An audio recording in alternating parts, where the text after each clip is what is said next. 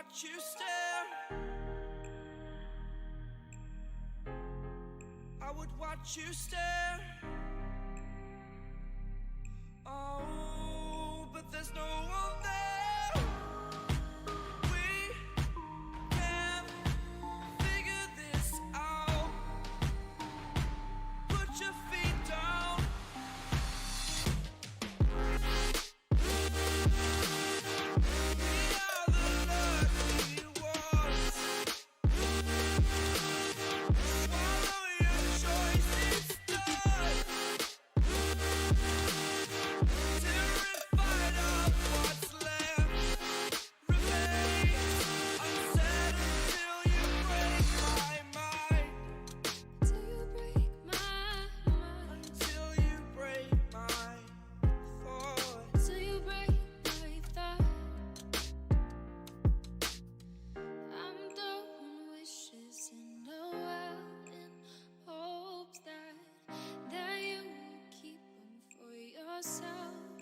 And know that, know there was a time when we never let go, never let go. Ooh, we never let go. We can figure this out. Put your feet down.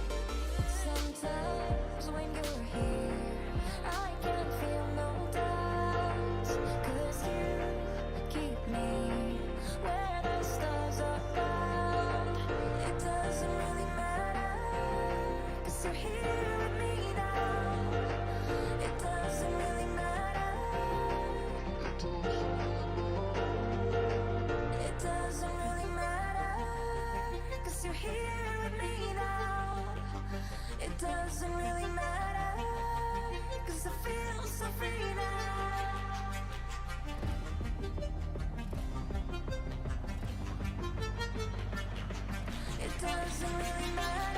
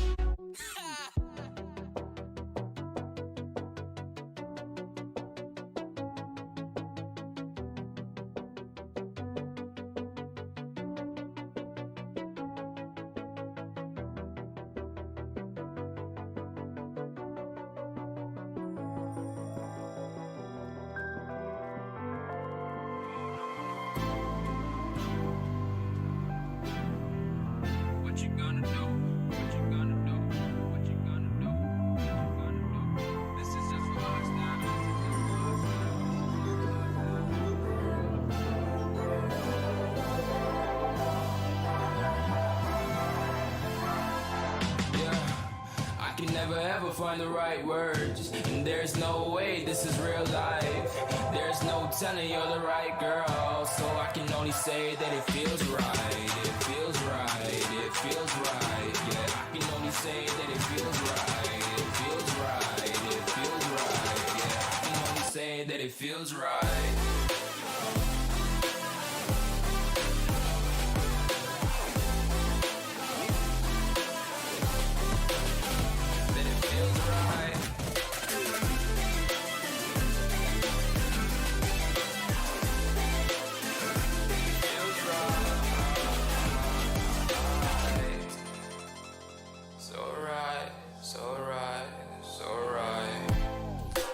Going with the gut, never had a doubt, felt like this is just a must. Put me in perspective, I'm the deepest in the cut. Everybody tuning in, but this is just for us now. We know I ain't ballin' yet, hoes wanna holler, oh no, I don't call them back. Girl, let me see you hold it down, we gon' have a blast. Cause I just wanna know what you gonna do with all of that. Ain't gotta say a word, I know what's up. You can have it all, watch me rip it off. I'll admit it, you got me feeling hella love. Even when it's going down, know that we gon' live it up. Young shot caller, always been a baller. Know that you the one, I can feel it in my heart, yeah. I won't stop charging, we going come harder. I can see you and I, way beyond the stars, girl. I can never ever find the right words. Ladies and gentlemen, welcome to the Risen Esports Valorant Tournament Series. This could be a 1v5. Simon's gonna move out, but he gets located and shuts down. That is it. That is out. Dairy Queen will be your champions. Now swinging around the corner, it is the victory coming out from King Zeus, Meme City Esports. They addressed their demons from Series 1 and come back swinging in Series 2. Come together for a push either towards C or B. Now that they've given up a bit of this pressure towards A, but there's still no idea on where they are. But here comes the entry. Are they going to be able to make some magic happen? But up top, External waits patiently, and External will be able to pay off it. As it's with the spike down, they need to act here. Pyther, he's going to get a frag. He's going to find two. He will look to try to defuse the spike. There's still one member remaining. Two members remaining. One in showers. That'll be easily dealt with. Pyther with the swing. Oh my goodness. Quick kills now stuck in the slow orb. With two members remaining, they have to push in. They've got 20 seconds remaining, but Waz just through the cage. Last tournament for Risen, and that's okay. Hello. Wow. Both gonna graze him by the cheek, and now around the corner, Zapper will be the one to pay that price. Nerf here up on the side of the rafters, gonna be flashed out. A couple of shots here. Rain from Cypro down to a 1v1, and Nerf down to 7 HP comes out on top with the clutch. Use the zone. One complete entrance off from one of the sides. External. What was that? Go next. Really punish some of these pistol rounds really heavily.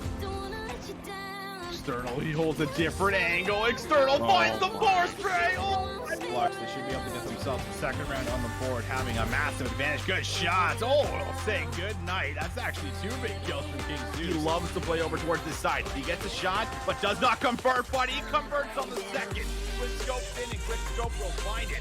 Will he be able to find a second peak? Viper now peeks some next. Challenge is out, but keep challenging. He's gonna keep killing. Players, so you could catch a 2K even at 3K, as he is going to be waiting. Will he have the trigger discipline? They're going to read the spot. He finds one. Shot goes down for two with a quick step up. Great strike. And Ganja, he's going to do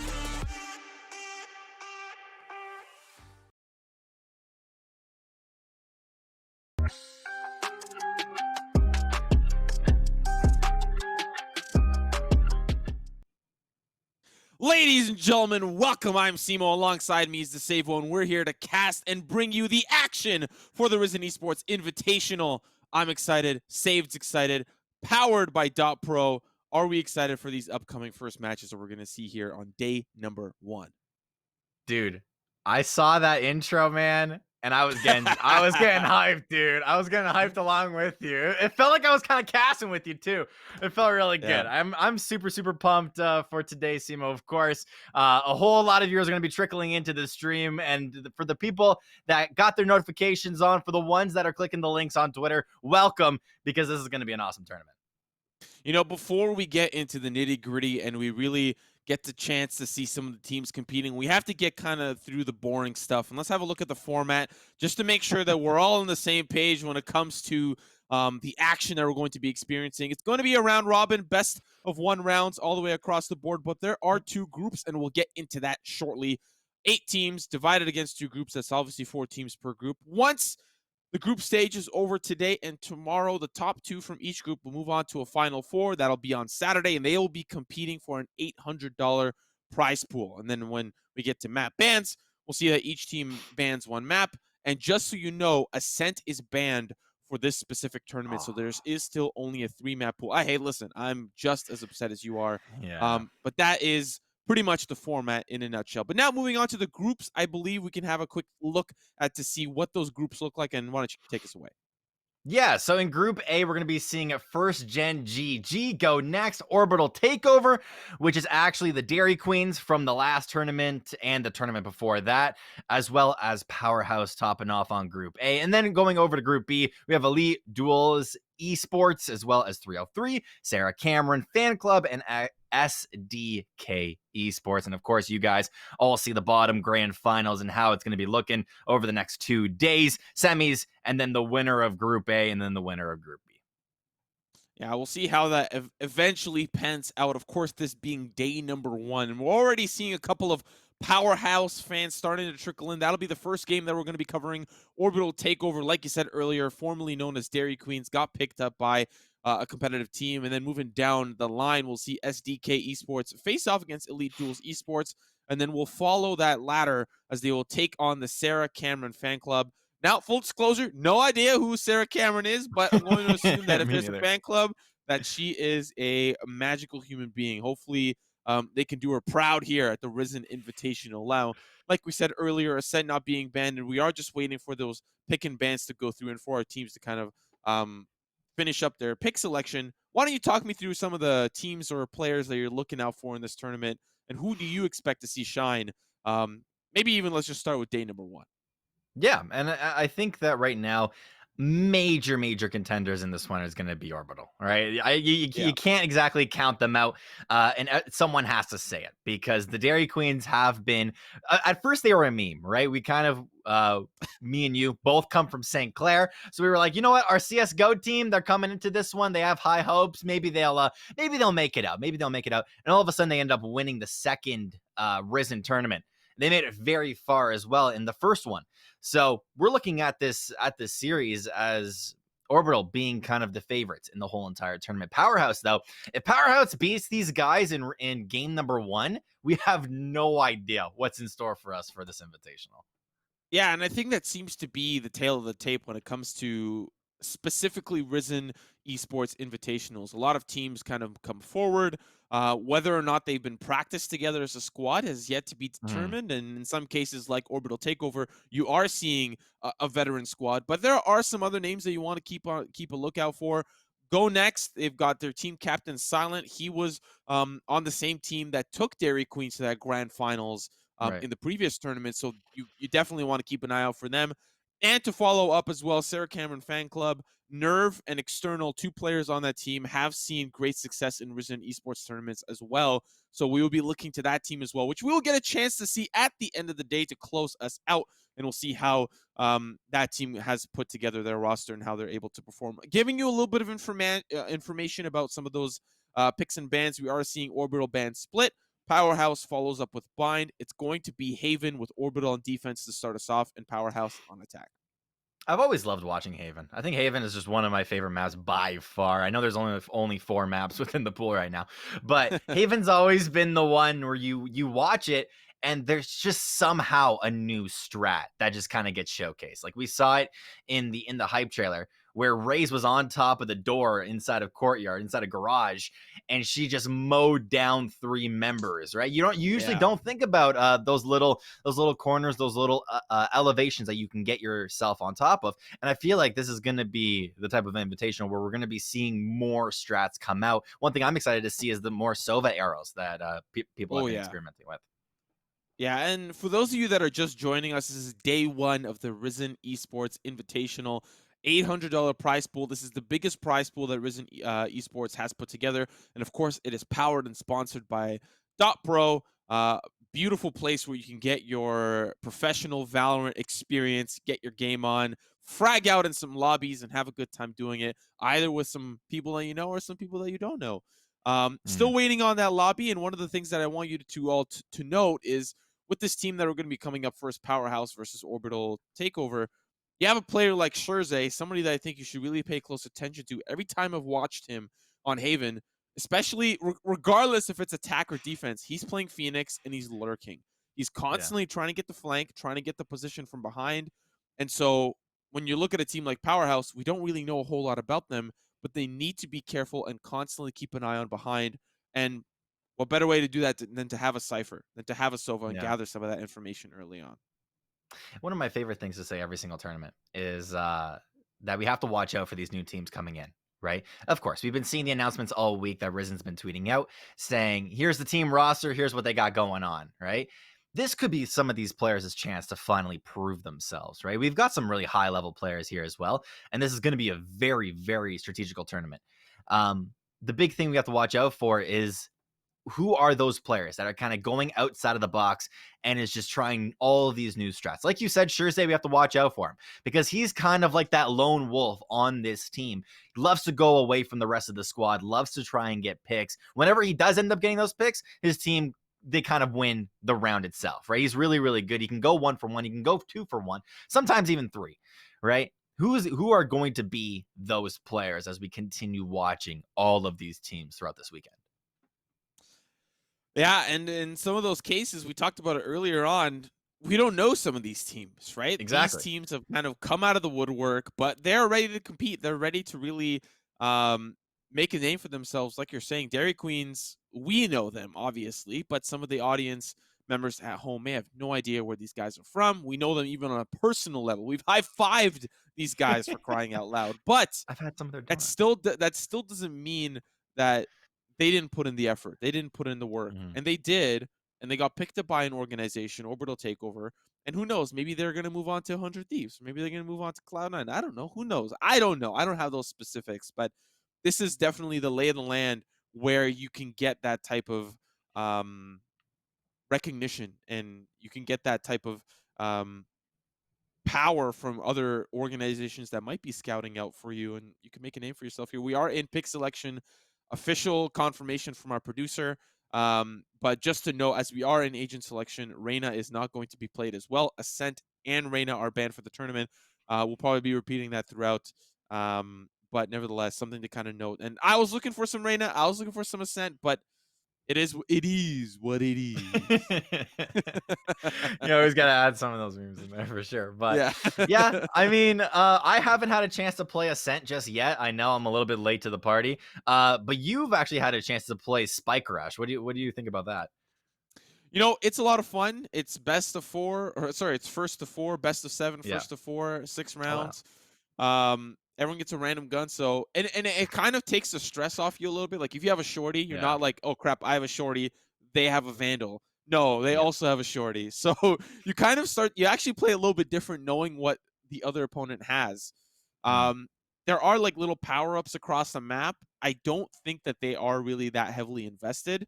But I kind of see it similar to ARAM, where it's just going to be one of those fun things that you do when you kind of play around. We are starting off with the actual game mode. Orbital Takeover on the defensive side and Powerhouse ready to attack. I'm seeing an Omen, a very interesting choice, considering a couple of changes over to him have made his dark cover a lot more useful and a lot more helpful to get those smokes in. It's so cool. The animation for it, when you can follow the bubble and you can just place it literally wherever you want across the map. You can already see it. Of course, they've already been able to get it across the map, but it's way visually better for the Omen player himself. With the dark cover already going out inside of B entrance, we're waiting to see where exactly Powerhouse want to go to here on attack. Yeah, we are seeing Neuro. He's trying to dot his I's and cross his T's, check the corner down Banana, but unfortunately he will get his location revealed by Recon Bolt. It's still Orbital Takeover. I'm not going to get used to saying that team for a little bit. I'm still used to the Dairy Queens. Why can't they just be the Dairy Queens? It's all good. We are seeing a little bit of a convention hall happen here in the courtyard. They're starting to look towards B, and they're going to use their utility to block them off. I really like this wall. Little Rain is blocked off, and he is going to get spotted out by the Sova arrow. However, can he get the shots off? It's already 3-4 going across the board here. Heal does go down. Where is the Omen? He's currently inside a B window. The shots do go through, but he's not able to land any just yet. But Zapper definitely has a 1-for-1 trade going to be going down. Poison Flame inside a courtyard takes one more. Cypher onto Dersey. My goodness, it's kills all across the board with two more. Packers, Powerhouse, they take the first round so swiftly. Yeah, Poison Flames doing a great job there, just repositioning 3 times in a row. Teleported to the corner behind the box, and then teleported over towards the doors. That, you know, was unfortunate for Cypro, could not keep up with smooth moves, and that's going to be a great round going over to Powerhouse, but something to remember is that pistols are kind of chaotic. They can always be chaotic, and it's going to be up to that 3rd round for Orbital to start their momentum back. But if there's anything I know about this roster is that they love to attack, so this is going to be a half where they're just trying to put rounds together. See, me and you are both used to the team that lost ending up saving, but they did not. 3 of their members have Spectres. I believe one of them has a Marshal. So to Orbital Takeover are really banking on themselves winning with no armor and just Spectres all across the board. You know, it's something that you don't actually see a lot of, and I like the force buy in the 2nd round. Like you're saying, it's risky. It's an investment, but it screws up the economy, and it really puts the other team through, you know, a world of pain. But we are seeing some people adapt, and it's the counter adaptation to that, where you still buy pistols on the 2nd, and we're seeing that here with Poison Flame. We're seeing the same execute. They're going to start that flash in. The Marshal going to do a little bit of chip damage. Not going to find anybody, but Neuro through the smoke. He's going to find one, and it's going to start to fall apart, but there's a couple of kills that are answered back, but still Powerhouse, they are just dominating. They'll pick up all the kills they need. Wow, that's 4 immediately as they enter in through B. I've never seen actually a team take B just so swiftly, CMO. They put up the Sage Wall to block off the right side because they know that the stack from A comes out so many times in a row.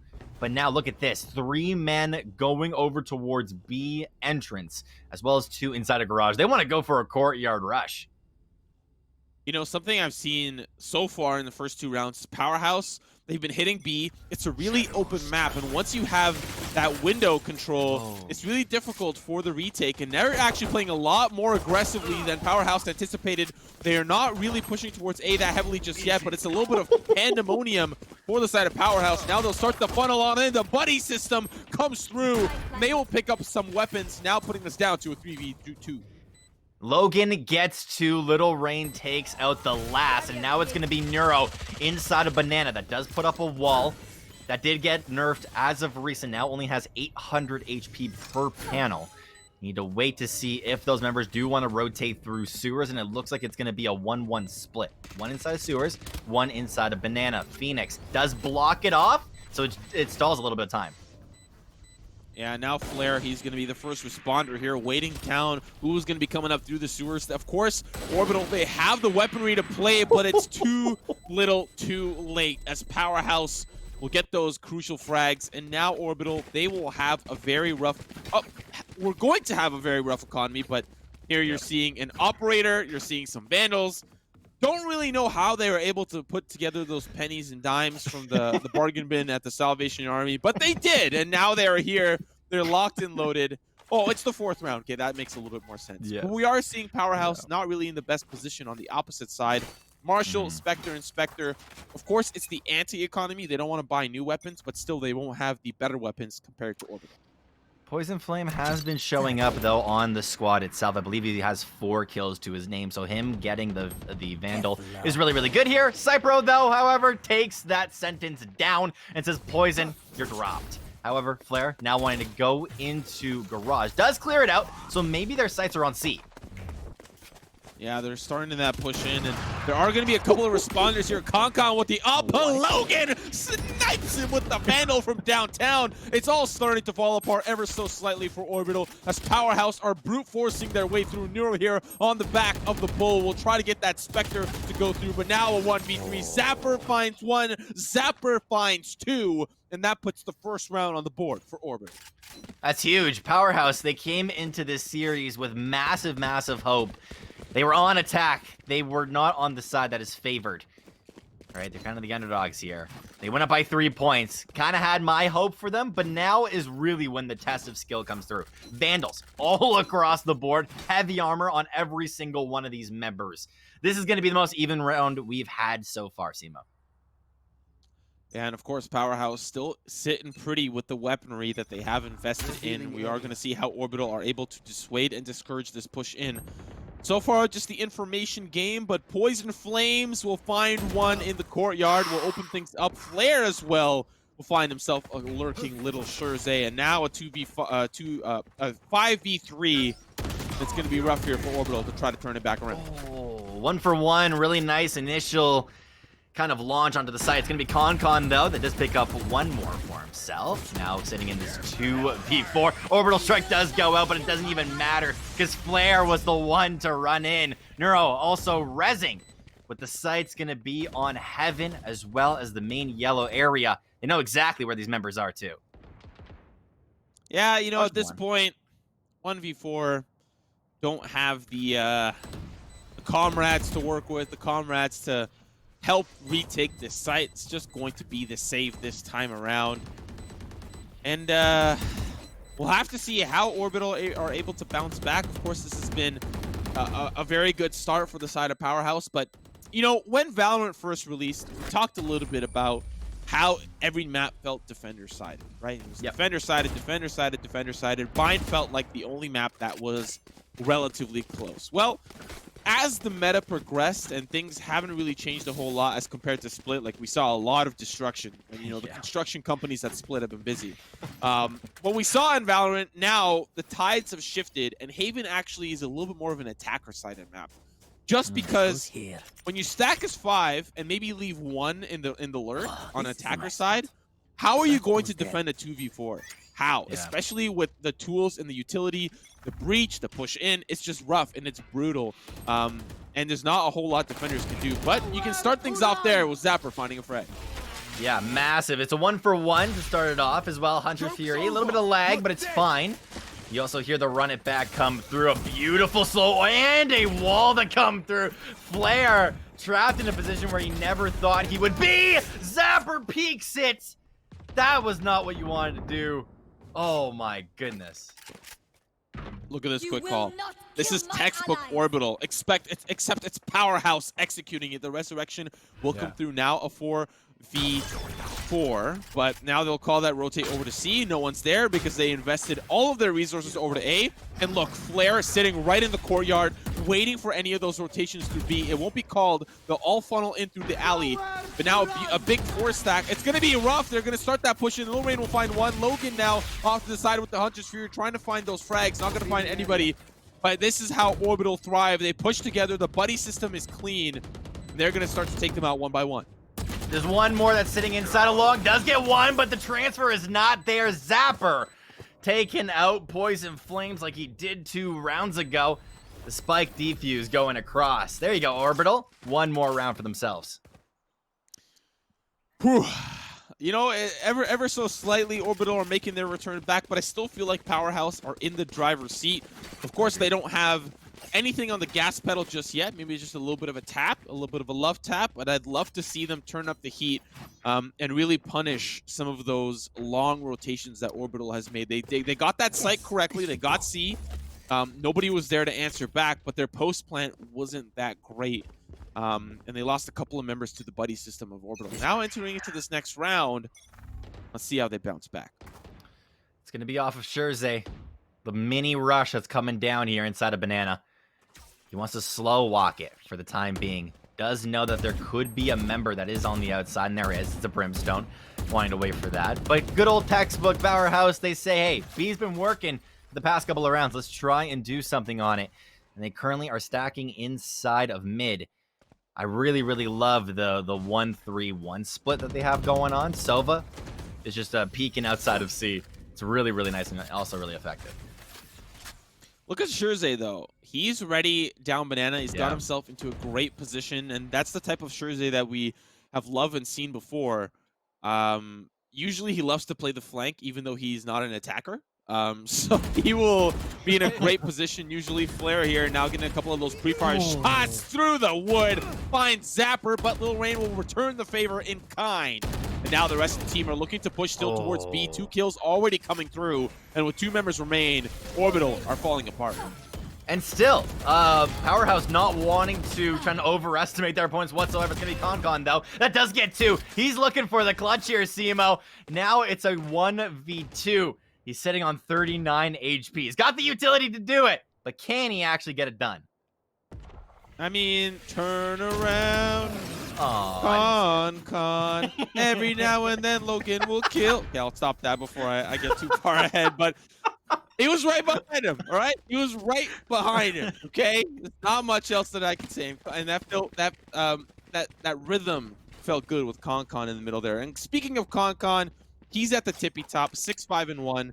We talked about Scherze earlier on. He's 0-6. Maybe he might shine in that second half. So far, not a great start for him. We'll see how that bounces back, but it will be the eco coming in. And it's just business as usual for Powerhouse. They've got Vandals. yeah. It's going to be really hard. The really only thing that Orbital is looking for is any sort of pick. If they can find one, then they have kind of done their job. However, I don't know if they're going to be able to do it. It's Flare, man. He's on point with those headshots. He's been doing it all game, and he gets one more. Yeah, this is one of those times where we talked about how there's teams that we don't know. And Powerhouse, one of those teams, they're showing us how they're putting their money where their name is. And Flare are going to start us off with a kill into Concon. Now they'll rush in together. The buddy system was working out quite well. Lil Rain there with the pistol. A couple of those shots will come through. Only one will get converted. Now down to 2 members there. They don't really have the weaponry to play. But they can get some exit frags, and let's see if that's what ends up happening. They kind of know exactly where these opponents are, too. You have the Brimstone that's blocking Long C. Omen, as well as Sage, are guarding the site itself. But we have to watch out for what head taps Zapper and Scherze can find for themselves. So far, it's looking like it's going to be nothing, but... Oh, I spoke a little bit too soon. There you go. Poison Flame with one more. It's Scherze that's all alone. Does he want to save the Sheriff? No, that's not in Scherze fashion. He gets one for himself, but only trades. That's the end of the round, and it's Powerhouse that go up by 4. That's the first one on the board there for Scherze, but still another round going over to Powerhouse. We are seeing Poison Flames and Flare fight for control of who is the better fragger. And so far, so good for them, but we are seeing the full buy come out here for Orbital. This will be the first time that they are, in a long time, I feel like, are able to compete with Powerhouse. But again, they just have so much control. Every site that they hit has just been on point. And we'll see if that's going to be B this time around. I hear it's lovely. I hear it's got a nice little breeze. But they are having a little bit of their sight set over to C, but there are 3 members on the other side. Big one to watch is the Yeoman Poisons. He's been going crazy every single round that we've seen him so far. Sometimes he does get picked off, however, what we're looking at right now, it's going to be a run it back from both of the Phoenixes and immediately gets taken out. Concon, huge stuff that goes through. He tries to find one more, but ends up going 1 for 1, and that's all you can really ask for at the end of the day. It's a 4v4 that comes out, Simo, and that was huge for Orbital. Yeah, they're still holding strong with a minute left. Powerhouse have the time to work with, but a lot of crucial utility and abilities already used. Now they'll call that rotate over towards A. Scherze will very likely hear this, as they are going to trampede like a herd of wildebeests. The hot hands going to set things up on one side, but there's still one more on the other. The Blaze Wall will keep him alive, but he's getting shot from behind, and he will just somehow make the hero play. Only finds one, but now down to a 2v3. Up to Cypro and Lil Rain. Can he rain from above? But the other 3 members on the site from Powerhouse, they're ready to defend. It's very, very tight corners that are coming through here for both of these members. Oh, Cypro does go down. 1v3. Little Rain does end up getting one. Can he get the second one? Yes, he can. Drops down from heaven and knows exactly where this last player is. He has the res available. Res is his buddy, Scherze. He's going for the defuse right now. The P comes out at the last second. He looks away. Scherze now in the 1v1. And Logan takes the triple for himself. Powerhouse once again come out on top. That was one of those moments that you just, I'm at a loss for, like, Resurrection is probably one of the most important ultimates to make sure that you have in a sticky situation. Right? Wrong? Right. Correct. Obviously correct. And uses it there, but they don't swing together. What's the point of rezzing if you're not going to swing together? Because at that point, you convert, right? And then you defuse and you win. But then you swing individually, and there's these small 1v1s, and you lose both of them. It's just rough. Now we're seeing Poison Flames here. He's got the operator. He's gonna do some damage. And Orbital, I would suggest that they don't peek this. It's very, very scary if you're on the side of Orbital for sure. Buying the operator was a statement because they know that the opponents have to save now. Con in the corner with the Bucky. What can he do with it? He's been seen to do sometimes he does some work with it, sometimes. But it's only if someone can come close range. Neuro now getting pushed off of B, but it's Flare that comes through with the double. Yeah, we are seeing now how they're going to start to try to turn things around. Con, he's going buck wild. Gets poisoned from distance. There's still a couple more members around. Now down to 2. Scherze and Co are going to be trying to get things done, and that'll be one that gets connected on. Now going to slowly start to make his way back through the courtyard. Scherze got a stinger and a dream. But can he make that sting? That's going to be one around the corner. Logan, unfortunately, he's got a Wolf and a Vandal. And the Wolf takes down Scherze. Another round going over to Powerhouse. 2 rounds remain in the first half. It's not looking good for Orbital. We have talked about how they are an attacker-sided team. They focus a lot more on the attacker side. They're better at executing onto sites. Yes. Will we see them turn it around, or can Powerhouse really just close this one out? They're looking so solid, man. Flare and Logan really stepping up as the boys to watch out for on this team. Poisons, he completely took over the early game, but he started to kind of struggle a little bit, right? He started getting picked off. Orbital knew that this guy was just so incredibly aggressive, but it's the boys, the rest of the top fraggers, to help him out. But it's Con in the corner, 2 for 1. Kill my ally. Yeah, nobody puts Con in the corner. Little Rain, unfortunately, though, he will find himself at the sweet demise of death. Now a couple more members remain. Paranoia, Cypro gonna wake up from this bad nightmare. On the other side is a fragger, and frag out he will, finding that last member. Oh! Taking him out with his pants down. Scherze finds Neuro, and another round on the board for Orbital. A very much needed round. Last and final round here for both teams as we are ending this first half. Full buys across the board, and operator again for Logan. Ooh. My goodness. Let's see how they finish this off. Scherze, I love how he waited a second too. He's like, is that the opponent? That was right in front of him, and then he shot him. That was really good. Definitely an amazing flank coming out from Scherze for sure, as he usually loves to do that. We've been talking about that this whole tournament, and he's been normalizing it. There you go, run it back now being used inside of sewers. Can he actually find the pick he's looking for? Yes, he can. Could be a great one to start too. This is the last round. This is where you have to make it work if you can. Logan, though, he's going to answer back with a kill onto Con. You love to see a great Hunter's Fury, and Logan doing exactly that. Now with 2 members down, it's a 3v4. Orbital need to really make things work a little bit more into their favor, as they will find out soon enough that it will be a C plant. Cypher going to find a rotating flare, and now the rotation will be called. Let's see how Orbital retake the site. It's the aftershock through the wall initially, as well as the fault line to come out. Can he actually find any sort of damage, though? It's a 3v3, right? So it's pretty even on the side if they all peek at the same time. There you go. One has already gone down, and it's all thanks to Cypro. All of the utility being used. Poison Flame, what a transfer. It's so sick, but he's not able to land the last one. It's now Cypro versus the Sova that's down inside of Long. He's trying to predict exactly where he is. The taps do come out. You saw the blood splatter from the Sova. Well, the electronic comes out, but it's Logan with the peak to close off the round 9-3. Good stuff, Powerhouse. Let me tell you, I am now officially part of the Low gang. He is at the top of the board, 14-7-4, showing me how to use the operator, giving me a couple of pointers too along the way. Now moving on to that second half. This is either Orbital Takeover's opportunity to shine and turn things around, or Powerhouse gonna close things out, business as usual.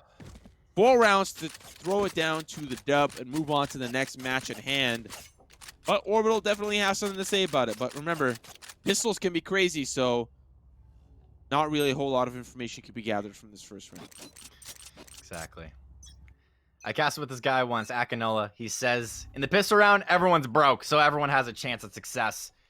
We look at this A rush that's coming through here from Orbital Takeover. They're stampeding inside of this corner. Oh, the 2v1 comes through. Complete domination coming through from Orbital here on A. There's 3 more members remaining from Powerhouse. What exactly can they do, Simo? It's the run and gun style that we talked about for Orbital. They are, in fact, an attacker-sided team. Flair going to find one to maybe even the odds a little bit. Poison Flame, he's playing aggressively, swinging with this team together. They will trade him out quickly. Now a 2v3. The rest of the team going to be coming up through Banana. They will go fast as they will try to get these kills. That's going to be 2 quick ones going over to Orbital. And the repercussions of the pistol mean they may win back-to-back rounds, putting us now 4-9, maybe even 5-9, slowly catching back up. Look at the side of Orbital. 3 immediate bulldogs right off the bat. They want to get aggressive, man, and they are definitely going to do so. Little Rain very confident in his ability to stay alive, so he full buys, having 0 remaining at the end of this round. It's crucial, man. If anyone ends up falling next round, they're going into it with little to no cash. And Sage of all should be the last one to full buy. The barrier orb, very expensive. Yeah, slow orbs also start to add up. It's probably the most expensive agent to play, but we are seeing a little bit of an aggressive move here from the side of Powerhouse. The Sage player going to be moving up quite closely underneath the window. Neuro waiting underneath the top shelf, saying hello to the plant there.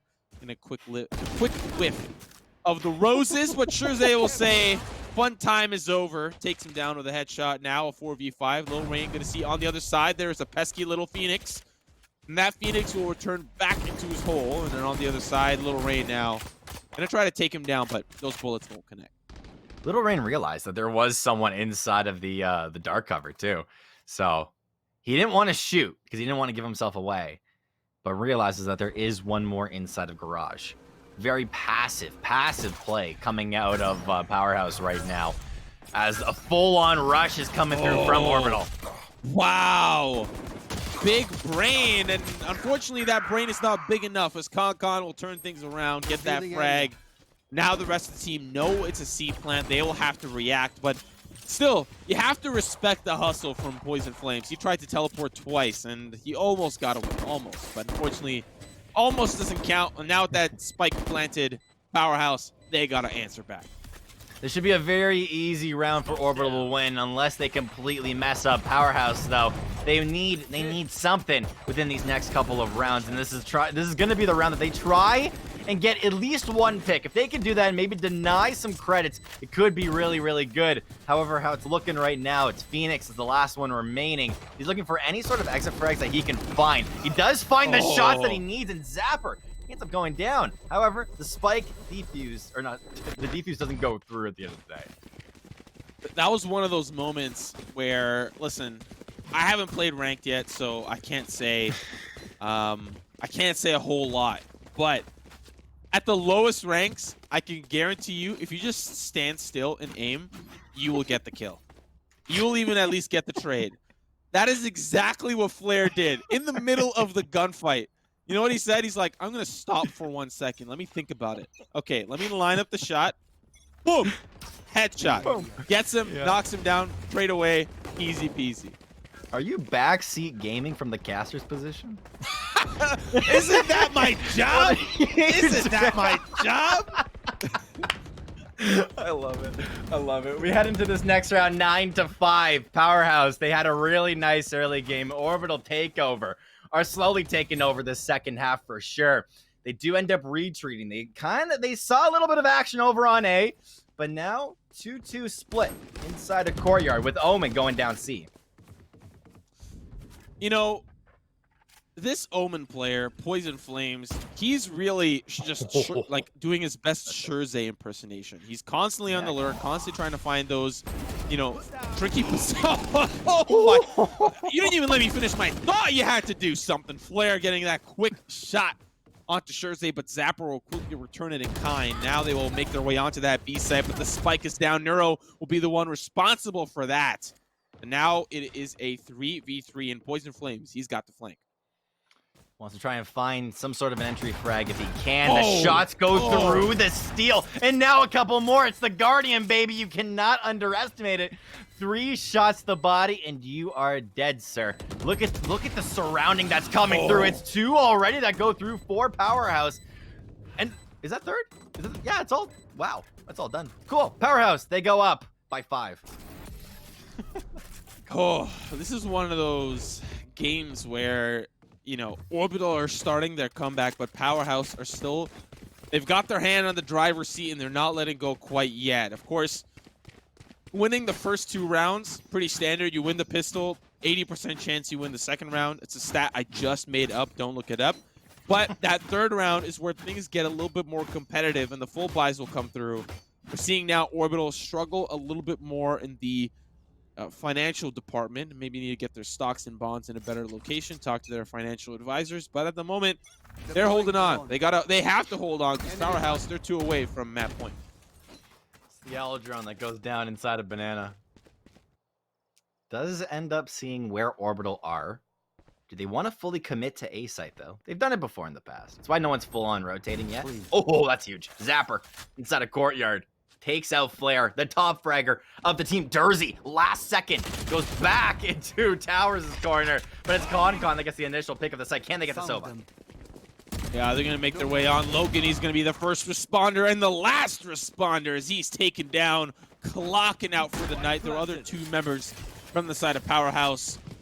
Flames and Neuro now have the responsibility of making their way back onto the retake, but a 2v4, the odds stacked against them don't really have the utility to play with. So we'll see how they end up panning out here. It's going to be looking like a save. You know, the exit frags might be the creme de la creme that they're hoping for, but Orbital can at least rest soundly at night knowing that they've won yet another round, but still they're 4 away from tying up after this one, and it's going to be an uphill battle still from there. Yeah, with the immediate exit off of A site. Good stuff that came through from Orbital. Oh, production. Never cease to surprise me. T-Tours in the chat, or I riot. I quit. I'm off the cast if you don't T-Tours because of that. Simo, we have a weekend. We have a weekend to get through, man. You can't leave me alone. Guys, spam T-Tours. I can't lose my co-caster. All right.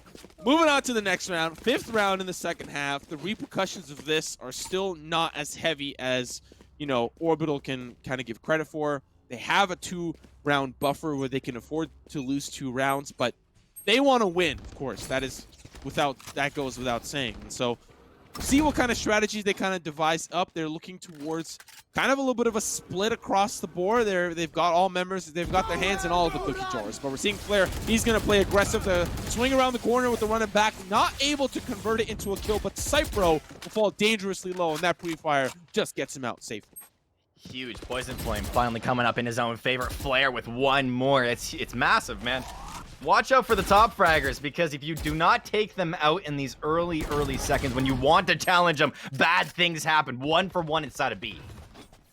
Yeah, we are seeing already things start to fall apart here for Orbital, down to 2 members.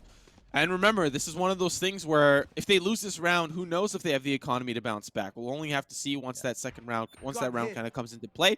But a 2v4, we've seen Orbital work with a lot less. You know, we've seen them work with a lot less. So we'll see what ends up becoming of this round. They're going to try. They're going to put in their best effort, and they're going to be doing that on A. On A will be Dersey, and he's going to see them coming up here now. Up the ramp they go. A quick trade all up to Con now in a 1v3. Neural Theft going down. Let's see how he does. He knows exactly where 2 of these members are, basically in the exact same position. They don't want to be peeking just yet because they need to see where the spike is going to be going. Blazeball does come out. He's going to be right behind it. The curveball comes out. Con goes down immediately. Nothing he can do off the back of that. Spike ends up being defused. My goodness. Powerhouse, they're 2 rounds away, Simo. Very, very close. You know, This is just... Wait, are they just trolling? Okay, no, finally, somebody defused it. Okay, we got it together. We got it together. Good stuff, Powerhouse. Good stuff. Okay. So, 1 round away from match point. We are going to see the economy here for Orbital. It is still okay. Maybe not the best Bulldog here for Zapper. Definitely don't like seeing Zapper on some weaponry that he can't frag out with. And that's not to say that the Bulldog sucks. It's just that it's not as good as the Vandal. And right now, that is kind of the weapon of choice for Immortals alike. And so we'll see how they're able to deal with this upcoming round. Powerhouse, of course, still have the economy to play, but this is an important round because if they lose this, they won't have the economy in the match point. It's been the Sova era every single round that lands right at the back of the site to clear it out. Beautiful stuff coming out from Scherze as he does end up using run it back, but no real targets going out just yet. Orbital strike on the site to not take anybody out, but just to stall the point itself. It's going to be Logan that takes out 2 inside of this corner. He wanted to get 1 more, but takes a little ring to 3 HP. 2 more kills go through 4 Orbital takeover. Aftershock inside of hell as well. Completely dodges that situation as well. It's a 1 more kill that goes back and forth. Cypro, Poison Flame, getting a couple more for themselves. My goodness, there are kills going all across this board, Simo. It's a 2v2 at the end of that all trade. Yeah, let's see how they finish things off here. Around the corner, Cypro will find himself on the returning end of some gunfire. Concon trades it back around, and now 1v1. Will he find that last person? It's Thursday, the last janitor to clock in for the night, and he cleans them all up. Good stuff, Powerhouse, in the last little milliseconds of the round. About 1, almost 2 seconds remaining on that spike. My goodness, Powerhouse. They utilize every single second that they're alive. They do not waste anything. Durzy, even though he was bottom fragging, he still clutched up for his team. You know, for those of you that are just joining us or new to any Risen Esports Invitational tournaments, just know that this is not over for either team regardless of what happens. It's a group stage, right? So there's still plenty of rounds for Orbital to come back or for Powerhouse to come back if they end up falling here in this map. It's not like the previous Risen tournaments where it's single elim. We are seeing Flare single eliminate Cypro from the map, and Poison will follow suit. The rest of the team starting to fall apart. And I think this is as good as gone, all down to 1 final member. Powerhouse dismantle Orbital 13-6 in a beautiful, beautiful performance. And I have to say, we obviously talked at our own caster analysis. You know, we talked about how Orbital was going to come in. They were going to swing hot. They were going to dominate. But we see teams like Powerhouse and potentially more. We have no idea. We'd have to see what what the other teams look like, but they kind of had a great performance. Let's have a look at those stats, and why don't you kind of break us down how these 2 teams went head to head. It's amazing stuff here, Simo. The top 3 members of the scoreboard here, Flare, Poison Flames, and Logan, all 3 of them were amazing players throughout this match. Poison Flame, throughout the first half of the match, he got 8 kills right off the bat, then kind of started to play a little bit more passive, right? Orbital Takeover knew exactly where he was going, what he was doing, and that is when Logan and Flare stepped up for the team, both topping off the scoreboard with 20 kills each. But it's Cypro, that's the MVP over on Orbital Takeover, going 16-14.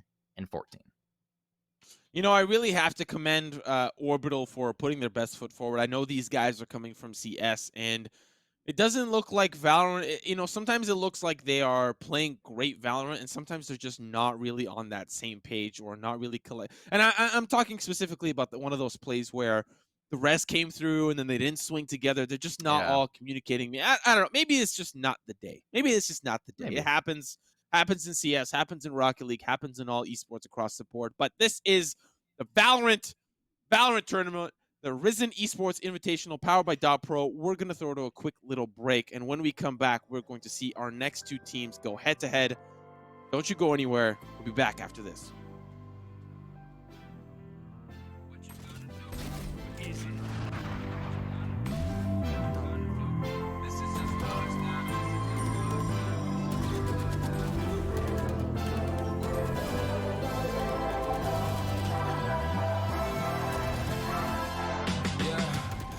can never ever find the right words, and there's no way this is real life. There's no telling you're the right girl, so I can only say that it feels right. It feels right. It feels right. Yeah, I can only say that it feels right. It feels right. It feels right. Yeah, I can only say that it feels right.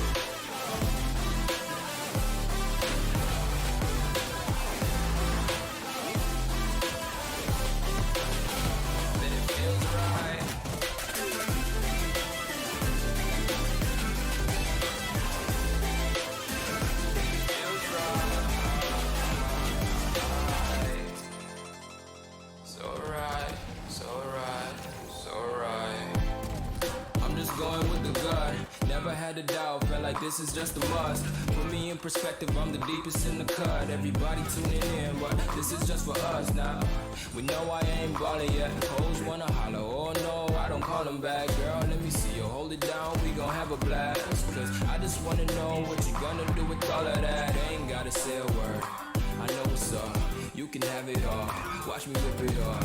I'll admit it, you got me feeling hella love. Even when it's going down, know that we gon' live it up. Young shot caller, always been a baller. Know that you the one, I can feel it in my heart, yeah. I won't stop charging, we going come harder. I can see you and I, way beyond the stars, girl. I can never ever find the right words, and there's no way this is real life. There's no telling you're the right girl, so I can only say that it feels right. It feels right. It feels right. It feels right.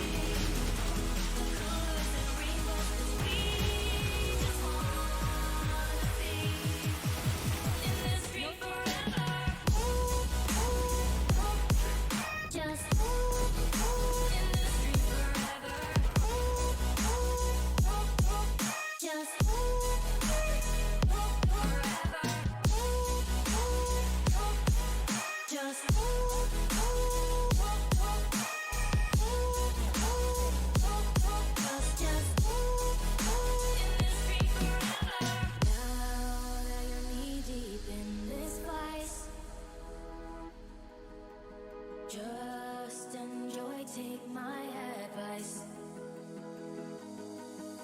You say that you love it and you're okay, but I know better and you're afraid. Have no shame, just let go.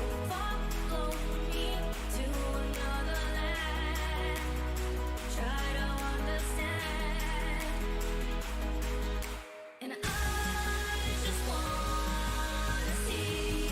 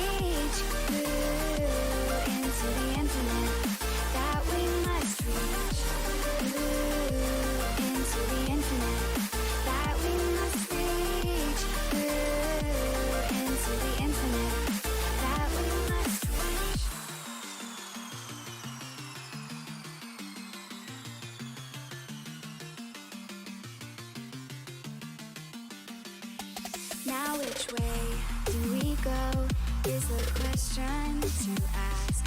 There are so many choices that it's hard not to look past. What is real and what is fake, and the risk we have to take. Will we know what is throwing up our balance? We're trying to find ourselves without the defining words. We can no longer hold on to what only makes us hurt. We cannot sink into the dark. The vertigo is getting sharp. There's something greater than ourselves that we must reach for.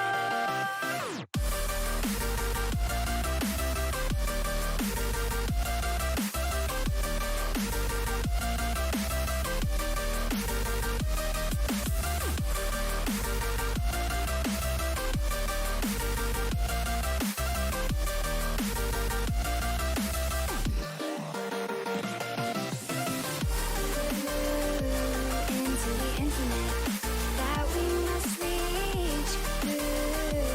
Into the infinite that we must reach. Into the infinite that we must reach. Into the infinite that we must reach.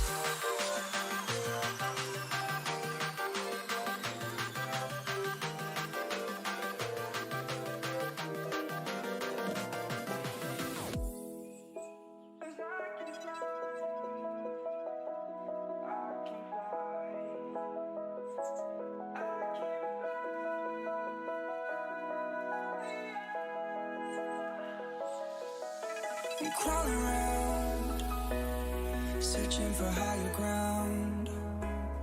Can't see in front of me, my enemies. I've tried every possibility, ability to know if I can bleed. If that's what you wanted, you won't get it tonight.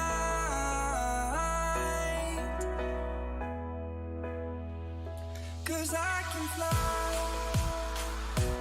I can fly, I can fly,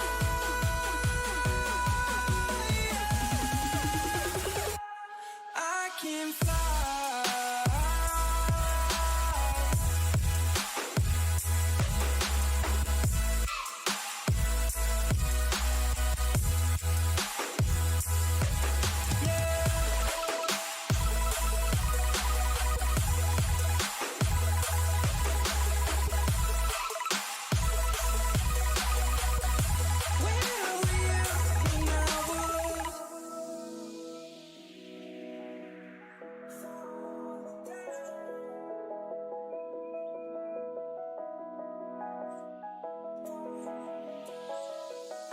I'm crawling around, searching for higher ground. Can't see in front of me, my enemies. I've tried every possibility, ability to know if I can bleed. If that's what you wanted, you won't get it tonight.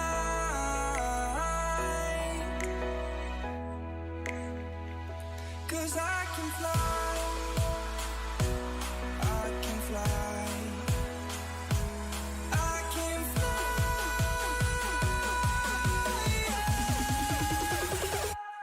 I can fly.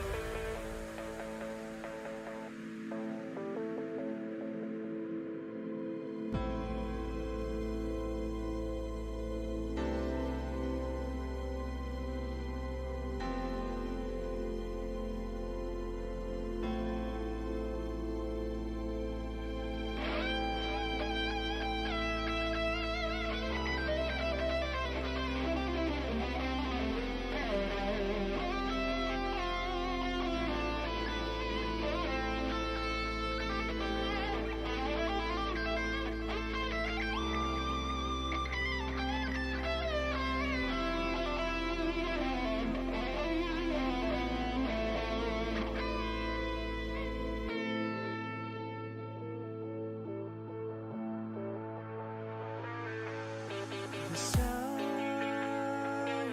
was in front of me the whole time. I couldn't see.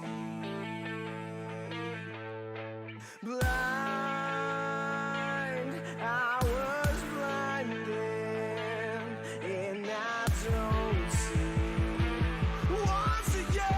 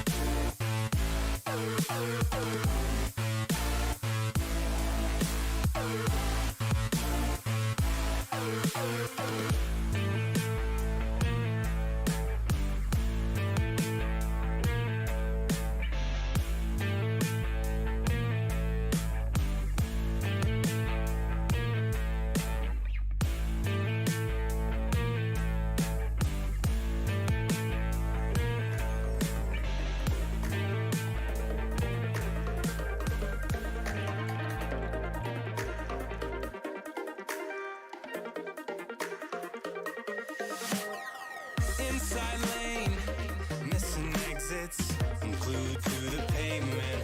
Between the lines, I'll keep my gaze straight ahead as the last stop flies by. No more waiting for the gun to fire. No more walking through revolving doors. I've gone around once, and I don't need to go around anymore. It's time to break away. Forget your sober case. Stop dwelling on empty words. Stop stalling in the doorway. Cancel the cruise control. Switching the manual. Don't you wanna feel right again? Don't you wanna feel whole? Don't you wanna feel?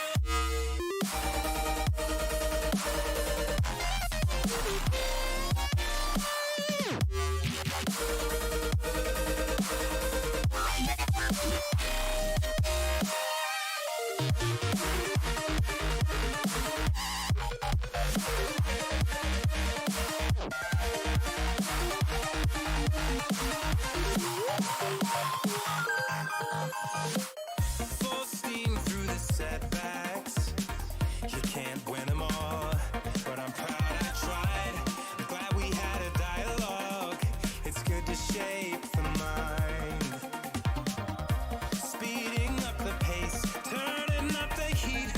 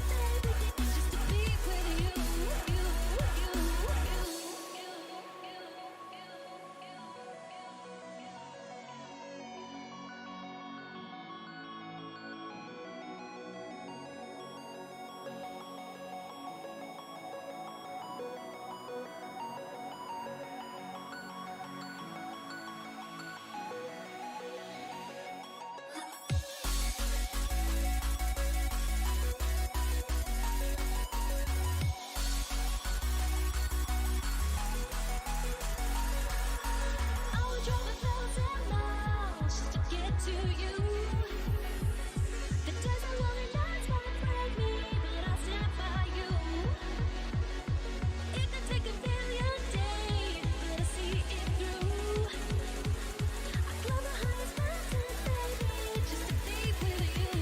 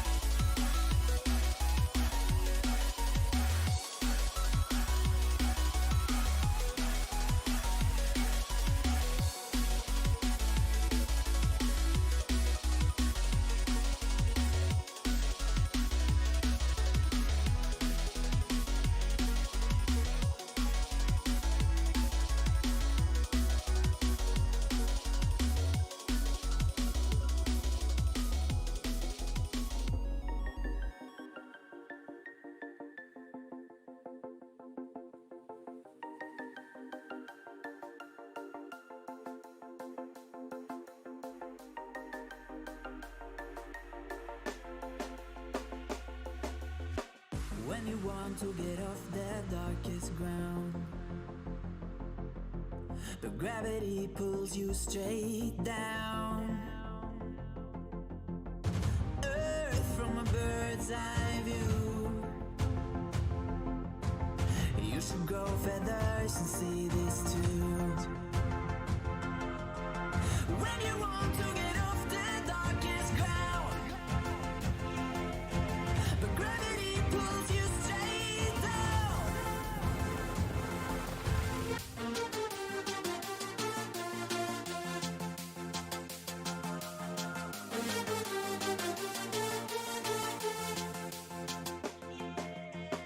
When you want to get off the darkest ground, but gravity pulls you straight down.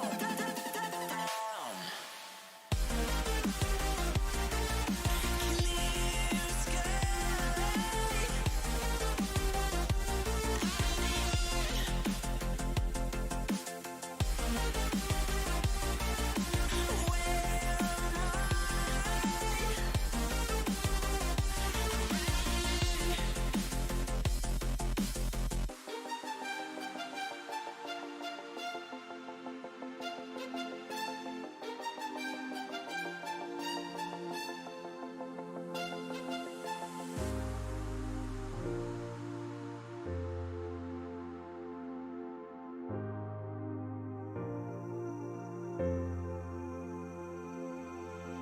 When you want to get off that darkest ground,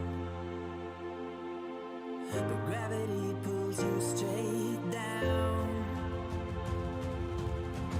Earth from a bird's eye view. You should grow feathers and see this too. When you want to get off the darkest ground, but gravity pulls you straight down.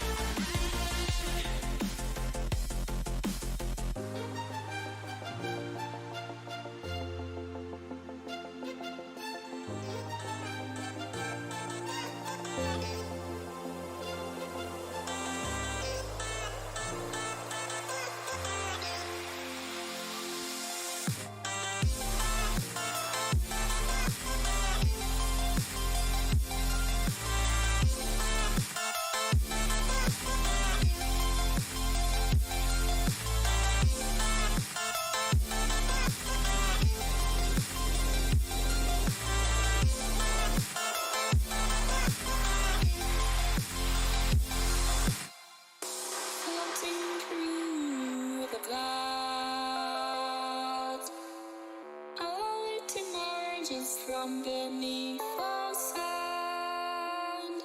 Please don't take me, girl, seem so far away. Across this universe, she lives another day. I know the reason she's here. I know the reason she's so far away. I know the reason she's here. I know the reason she's so far away.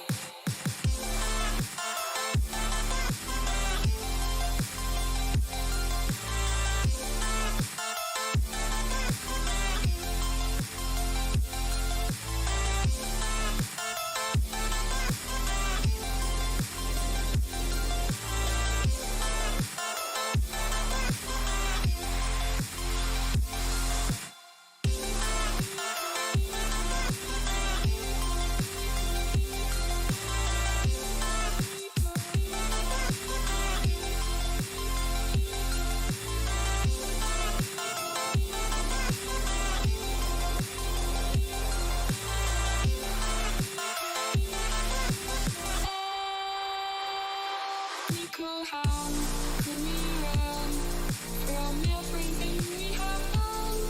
It only takes us one more day to fall. Nico, how could we run from everything we have done? It only takes us one more day. Nico, how I know the reason she's here. Nico, how I know the reason she's so far away. Nico, how I know the reason she's here. Nico, how I know the reason she's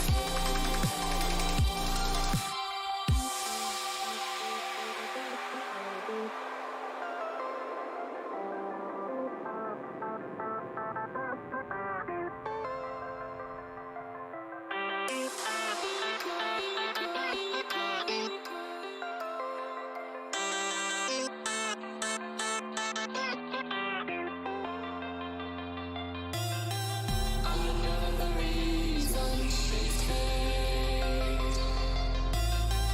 I know the reason she's so far away.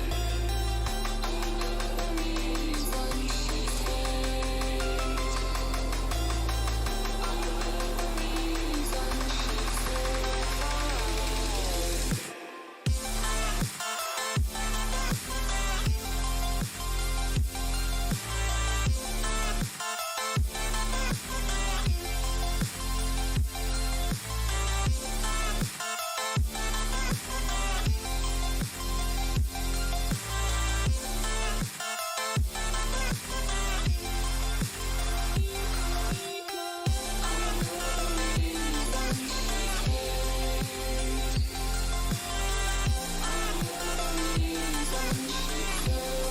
away.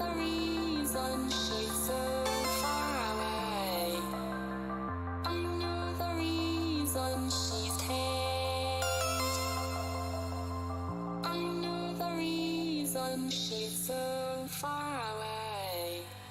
Hanging by a thread, hung upon all the words you said, breaking free from this conformity that you force on me.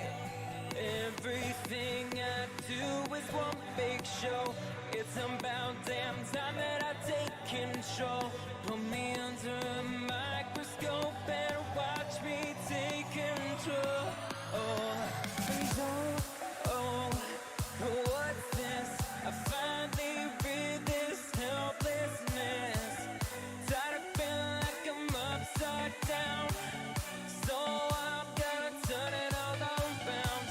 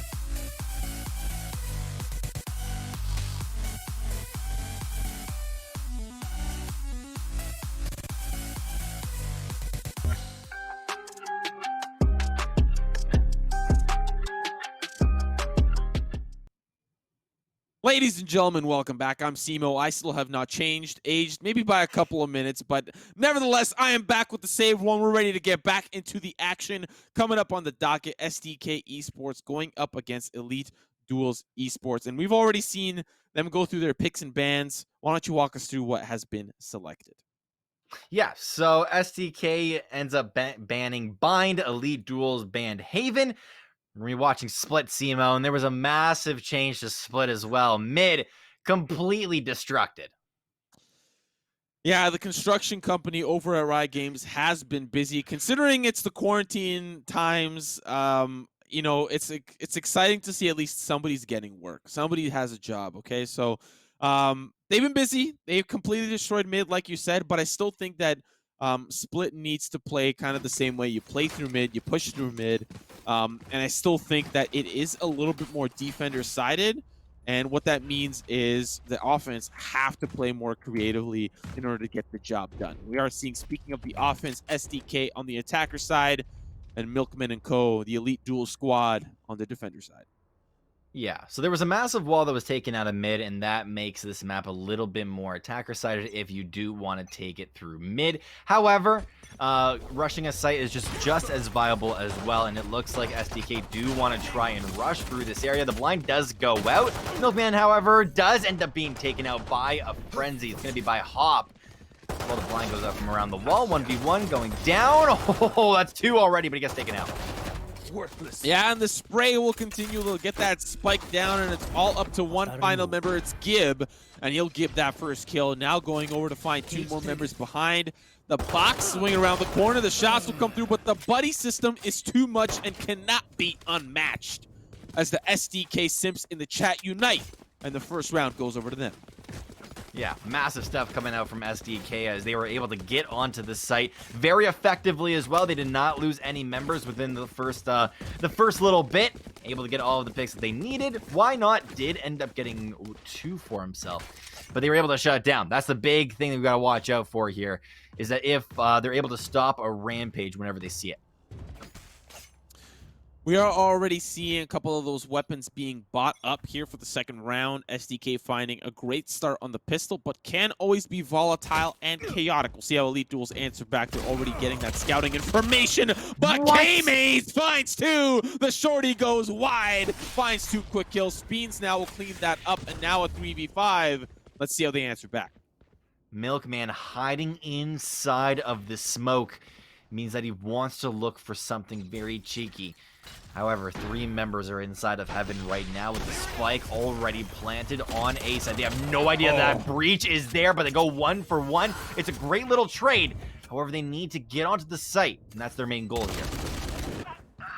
Imagine losing the force buy. We'll see what happens here. They are going to start to divide and conquer. The first spray comes through. 1 more behind the box. They're going to need to make sure that they do this together. And imagine losing the force buy. Elite Duels come back. They swing around. They'll defuse that spike. And a thrifty win nonetheless. They'll pick up some of those weapons and move on to that next round, thwarting SDK's economy. Simo, all you need is just a little bit of extra aggression, and you are golden. If you can get 1 pick on a save round, right? You pick up a Spectre, pick up a Bulldog, and you start mowing down people. That's already like 2 or 3 guns that you can collect for your squad, and it's exactly what Elite did last round. It's so good. It's so good to see. Why not topping off the charts with 4? It's amazing. We are seeing SDK try something new as they will yet again push towards A, but the rest of the team from Elite Duels are a little bit more spread out, respecting the potential for the rotation. And the rotation isn't called. Again, SDK here potentially, not potentially, they're definitely on an eco, but for the side of Elite Duels, they've got the toys to play around with. Milkman will be the first one. He gets those jugs out. We'll find 1, but still there's more on the site. Around the corner comes another. He'll funnel him in, and that's going to be a beautiful 3K going over to him, and it's all up to 1 final member. Frushy gets the last kill as well. So they're looking for the last member, Breach, sitting inside of a lobby, just kind of sitting in the corner. Don't know if he's going to start to frag out here. We've seen it done before. The 1v4s have come out. He's on full HP as well.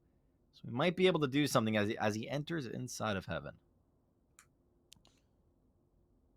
very bare minimum. He's going to try to end the other opponent into the spectate screen, but he will not do so successfully. And so having a quick replay of the match at hand, Milkman. I think I need some milk, not jugs. I need some cartons at my house stat, as the 3 that you took down, they will also need some milk as well to get back to full HP. Unfortunately, no milk to get you back up to full HP in Valorant yet. Hoping for that to be in an update soon. But at the moment, we are seeing SDK pistols in tow, ready to divide and conquer as they're looking towards mid. Dude, I was trying to like review that round in my head, and I just hear you talking about milk, and I'm like, what is this guy talking about? It's gonna be an immediate walk into mid here by the Omen. He's inside of vents and gets taken out by a shorty. Oh my goodness, good stuff coming through by the attacking squad. More in particular, it's Omen. He wants to look inside of heaven. It's B tower in particular. You want to go for anything? No, it's gonna be Frushy. That just blocks off the path.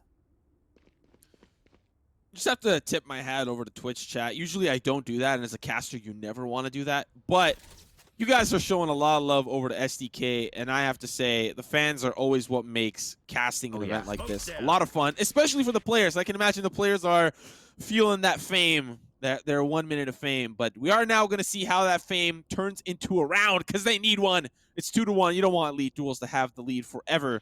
But so far, playing it slow, they're going to be looking towards A with 30 seconds left on the execution. The Omen smoke is called. It's got that great long range. And Milkman, we've seen him do this before. He's going to get that fault line. They'll funnel all in. That spray will come through. He will try to stay alive from the burn. 1 kill will come through, but now they'll have control of the site, and Elite Duels have to retake.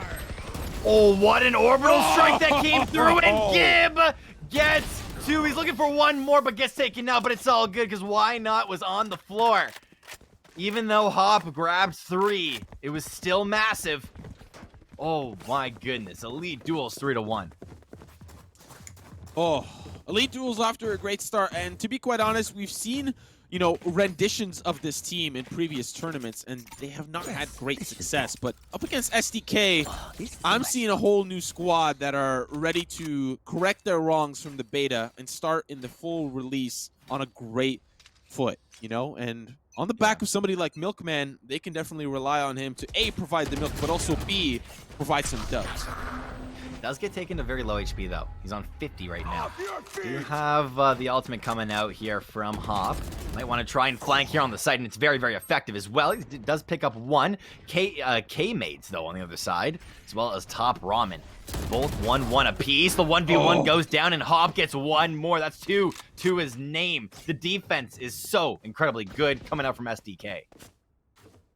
Yeah, that retake going to be nearly impossible for the side of Elite Duels. And I can say that SDK Sims can rejoice, as it'll be another round on the board for them. They can be happy about that. And considering we also have to talk about the elephant in the room, and it's quite a big one at that, a defender-sided map, if SDK go even, they go into the next half feeling like royalty, okay? So they need to be a little bit more careful, a little bit more mindful. They can't give up free rounds in the first half too willy-nilly. But hopefully that nilly will result in a win in that second half. That's obviously what they can hope for. T-Tours in the chat, or I riot, as we are seeing a beautiful perspective from our observer. And by riot, I mean quit. If I don't see T-Tours, I quit. Again, sorry, Safe. I'm sorry, listen. If I don't see T-Tours, I riot, man. I'm out. Listen, that hurt just as much the first game when you said it. Please, I don't want to lose my co-caster. Please spam T-Tours. I like my co-caster. I love my co-caster.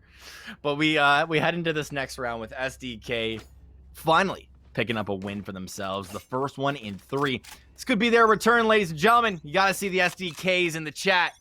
I got to see you guys supporting if you want your boys to win. The round starts off with a run it back. I mean, I'm seeing a couple of Elite Duels fans, you know, so we got to give credit where credit is due. They're starting to get a little bit of that action, but run it back, going to gather the information that was necessary, give Milkman the opportunity to make a couple of stops in the attacker spawn before he decimates the competition. He's going to be going in for that flank, but still, it's going to be SDK that are none the wiser, still grouped up here in the mid and don't really have all their eyes dotted and their T's crossed as they don't really have all the information. Milkman has a complete lay of the land. Rolling Thunder gonna be called to push in through the post office, but the slow orb and the hot hand's gonna say not today, and they're gonna try to push through aggressively. Top Ramen somehow finds himself on the other end of a kill, and here comes Milkman with the flank. Is gonna be a couple of kills back and forth. It is just pandemonium, but K-Maids, he's gonna find one. Why not with 1, 2, and why not 3? Finds 3. The defenders yet another round on the board, and Elite Duels gotta be feeling good. It's all thanks to mid, Simo. You have to watch out for this as we continue going on. Main reason why they took down the wall inside of mid is because it was just so heavily focused by attackers. You feel like once you take mid on split as an attacking team, you can choose whichever site you want to go to. You can go over to B, you can go over to A. You tried it that round. SDK, they tried. They tried going down mid, and it just simply did not work for themselves. It's going to be really sad if they can only take A, because Elite Duels feel like they could definitely counter that. Especially you have somebody like Milkman who's defending A consistently. He's been that anchor time and time again. And having that kind of double duty with his Phoenix player work together in trying to keep this site alive. They are going to try to make their way ever so slowly. I think that's Hip Hop with the operator or the marshal. Oh, the jiggle peek. Oh, the tease. But he says, no, no, no. You don't tease me and get away with it. That'll be a quick shot onto the Phoenix. That was just the elbow of him. Jiggle peeked. He showed his hand for 1 second and he balled. Milkman with 1. Milkman with 2. Oh, he almost got a 3rd. But he gets taken out by Top Ramen. Now on the site itself, it's going to be Breach as well. Omen inside of heaven secures the triple. Give him the quad. Need to watch out for it. Frushy! But it's Hop! The quad! He flicked! He flicked. Okay. My goodness. I understand that you're avoiding to say his full name, but put some respect on Hip Hop, okay? Put some respect on his name. The man is on 10 kills deep. He is leading in the leaderboards, and having that up in hand, he's going to be a force to be reckoned with. Let's see how the following rounds follow suit, but at this rate, like I said earlier, if these teams go even in the first half, Elite Duels is going to struggle in the second. My goodness. We start off this next round here with the Cypher constantly trying to flank, or at least doing a little bit of cheekiness inside of mid. Ooh, he pre-fires inside of male, but can't exactly get any shots. He does want to bait out the wall, and that was massive. Usually, Sage loves to use her wall to block off anything too crazy. She saw it was mid. Was that the right place for it, though? Really like what SDK are doing here. They've got the Cypher who's constantly playing that counter flank position, making sure that nobody gets in from behind again. And now holding on to mid, he'll start to peek through. The operator shot not going to connect the first time. Gib, the Gibster, the Gibberoni.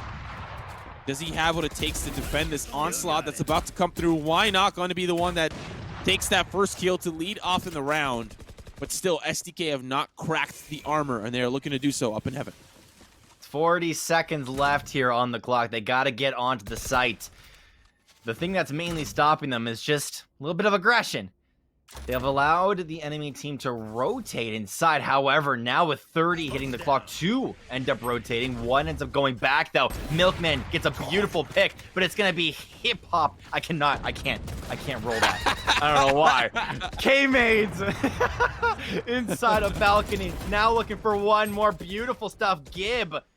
My goodness. Can Hop get this kill? Oh! But he can't. Man, that is like whack-a-mole. You look up which rope will he go up, and he got gibbed, and Gib will find him dead in the ground. 5-3 Elite Duels off to a great start here in the first half, and they want to continue their domination. A beautiful camera angle from our observer, getting a look at those behinds as they leave the defender spawn. Now SDK don't really have the weaponry across the board. We're going to see a little bit of an arrangement of weapons coming through. We're seeing sheriffs, stingers, a vandal, then it's gone, then it's back, then it's gone, then it's gone, then it's back.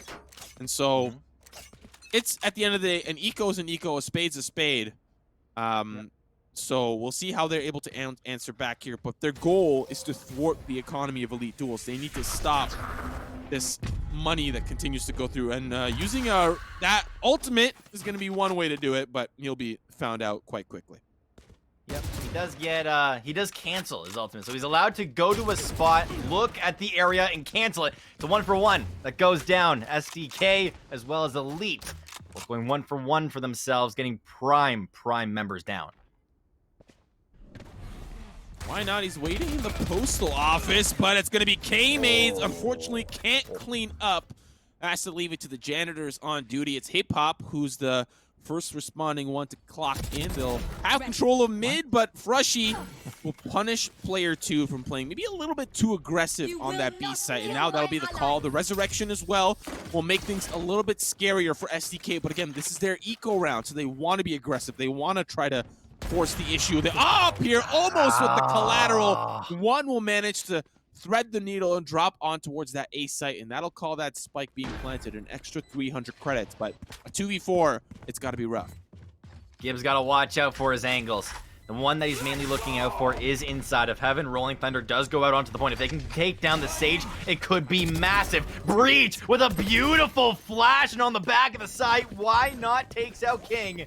They want to give the charge over to the Sage. Resurrection could be available very soon. Elite Duels Esports with one more under their belt.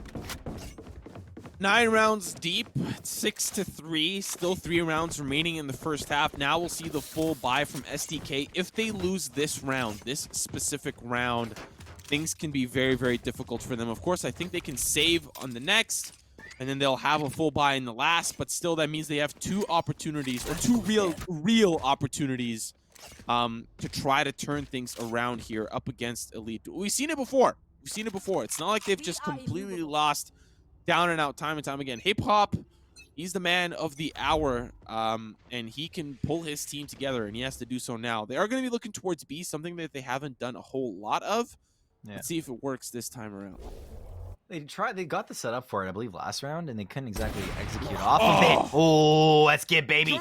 All you need is a Cypher and a really nice retreat as well. They had no idea where exactly the running back was coming from. Of course, it's going to be from his ally. Player 2 does get rezzed and Speens. I've never even seen that name on the scoreboard yet. Gets 1.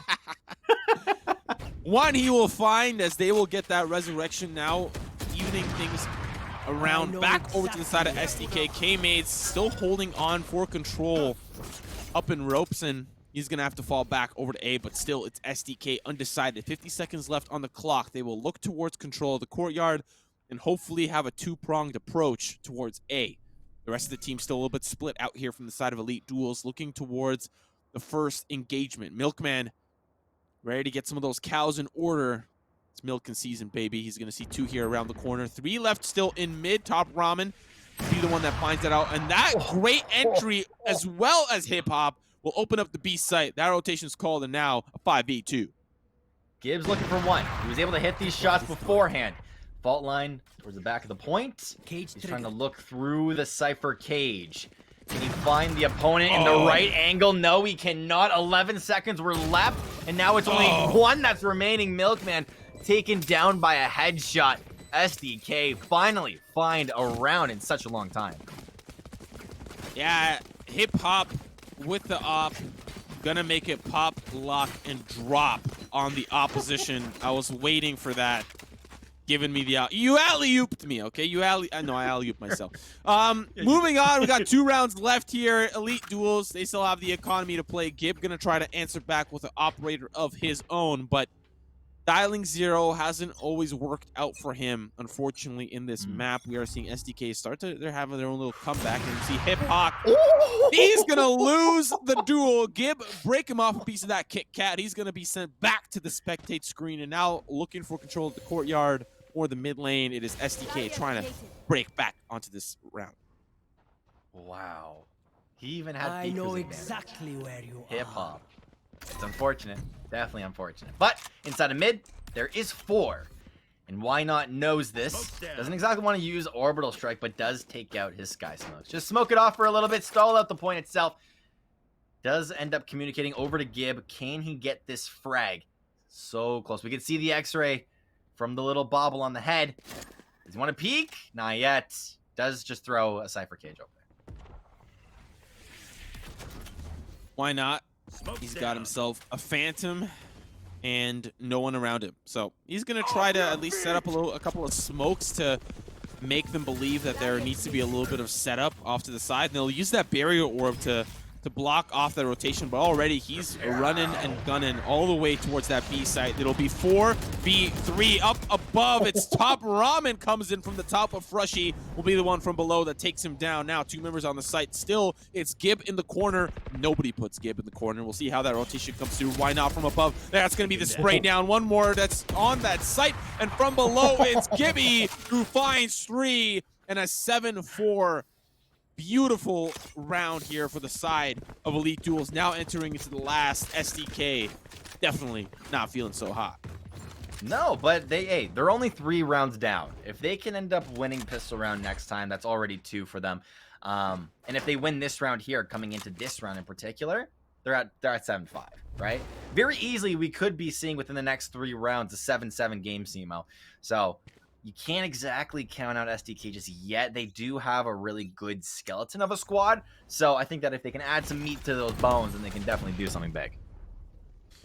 Yeah, and like we said earlier, it's a defender-sided map. And so for the side of SDK, they may look towards a different pair of shoes for that second half. We're going to see that orbital strike. They're going to start to funnel through. K-Maze will quickly somehow answer back with the burn as well. And it is just absolute domination coming out from Elite Duels. Now 2 members remain. Hip Hop trying to get his hop on. Gets that spray through. No one's going to be on the returning end of his fire. Now with that flash, he's going to try to stay alive, and the aftershock as well will push him down. Top Ramen will quickly convert, but Gibby, give me some more. Finds 2 quick kills, 8-4 first half. It's solid, man. Elite, they came into this series, and they are topping off the leaderboards. Gib with an operator, 12-6. He's been getting a whole lot of kills too. Why not? Slowly trailing behind. Milkman has been someone to really note. Even Frushy at the bottom of the leaderboard, 5-5. He's just playing Sage like how he knows how to play Sage. Get as many assists as possible and just try and get onto these sites with your slow orbs, block off with your wall. It's super, super solid from every single member of Elite. So this is one of those opportunities now. 8-4, definitely not down and out for the side of SDK. Considering now they're on the defense, if we were to say that Elite Duels gets the same number of rounds that SDK got, then we'll have an overtime match, So we'll see if Elite Duels are able to kind of break through. If they win the pistol, it'll be a great start, potentially putting them at 10-4, which is a beautiful start. But again, it is up to SDK to win every round possible up until this point. They're going to try to do that with a couple of frenzies. Hop constantly playing so aggro inside of mid. He's done it multiple times in a row, and he's trying to do it once again. But he understands the time of the sky smoke. Doesn't want to go crazy inside of mid. Kind of knew that there were some members that were just stalling.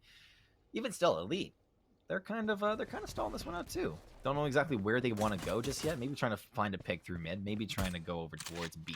But they make the full rotation inside of sewers? ? They're feeling out their opponents right now.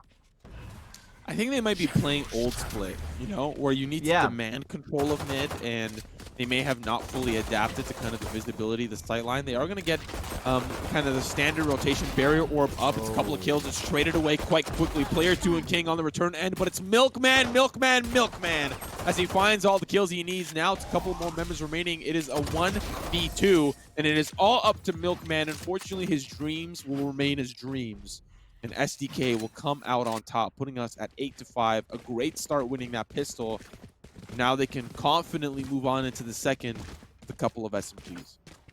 Yep, they were even in the pistol round. They were buying up frenzies. They were using that close range, close range aggression that it adds to their benefit. And more in particular, Hip Hop. He was just he was in their faces. He had the frenzy. Even when he was flash, he was still able to quickly get out of it and just completely dominate in his 1v1s. I believe he got like 2 or 3 kills at the end of that round. So definitely work that's being played here by him. Now we'll see how Elite Duels are able to answer back. Of course, this is the eco for them, but they need to come out on top. It's already quick kills traded away, but unfortunately the pistols don't have the damage to compete with the SMGs. But so far, so good. It's down to a 3v2. They still have the potential if they play their cards right, but unfortunately their cards are just toilet paper. And down the toilet they go. Moving on to that next round. SDK, they're feeling good. 2 quick rounds, but saved. This will be the first competitive round that Elite Duels are able to put full weaponry on the table. So let's see how they're able to really tango with SDK in this upcoming round. One thing I'm also kind of noting over by Frushi, well, however you pronounce his name, he wasn't able to buy any, or at least full utility there. He had enough for his walls, so you saw the 400 go down. But I think I don't know if he has any slow orbs, because he was trying to sell in order to get a Phantom or a Vandal. So, yeah, I don't know. It's really unfortunate for Sage players right now in these round 3s when you end up saving round 2. However, the analysis goes down. Like you said, it's full weaponry for each of these squads. It's a 1-3-1 split. Oh, the Omen. The Omen. Oh, The Omen. What a great spot. How did he get there? I don't even know who that is. Oh, Frushi. He's going to find Speens. Now they're going to... Hype up! Hype up! Hype up! Oh, he can't find that third kill. Milkman, he's going to be the one that comes out on top. And now a 3v2. Top Ramen going to try to regain control of mid. Unfortunately, it's going to be very, very difficult. But Aftershock going to try to push him away. Unfortunately, he is, like 50 kilometers away from that range. And now they will have to kind of divide and conquer here on the side of SDK. Split 1A, split 1B. For Elite Duels, that's something that you dream of. You've got the man advantage no matter what. You can trade kills, and those cages will tell them that it is player 2 on the site. They'll start to funnel through, and that'll be player 2 with 1 kill into Milkman. They should not be taking these 1v1s. They should be swinging together. And now around the corner, it's going to be player 2 with another. But K-Main's from behind. He's got that spike now. Unfortunately caught by the tripwire, but... will SDK find him out here? The breach player, the Aftershock here comes around the corner. The spray is not good. And SDK come back in a crucial round. And that was even. Guns on both sides were even there. And SDK were able to come out on top. That's so surprising, man. It's still split. Still split that we see a D-sided map. Oh, thought that mid change was going to affect a lot, but so far from what we've been seeing, CMO, teams, I guess, just haven't adapted to it, or Split maybe is just still a defender-sided map. I'm not sure. But from what we see right now, it's Top Ramen, Player 2, Hip Hop, all on their top game. Player 2 in particular has really been showing up in the second half. Yeah, and really it's all about being that B anchor. When in fact, Elite Duels do decide to go for B, he's done a great job of keeping it locked down. Gib, not to great success. He was the Cypher anchor in that previous half, and I don't think he did as great of a job as Player 2 is doing right now, but after a couple more rounds, time will tell. Elite Duels, of course, here on the pistol. Ghost, unfortunately, Casper sends his regards. King going to take him down. Why not will answer back, but it's unfortunately a party here. Hopefully you brought your streamers, but Player 2 will come out with the spray down, all down to Frushi now in a 1v3. Spot by everything in the kitchen sink by the Cypher. They know exactly where he is, but no point in saving a pistol. Let's see how he takes them down.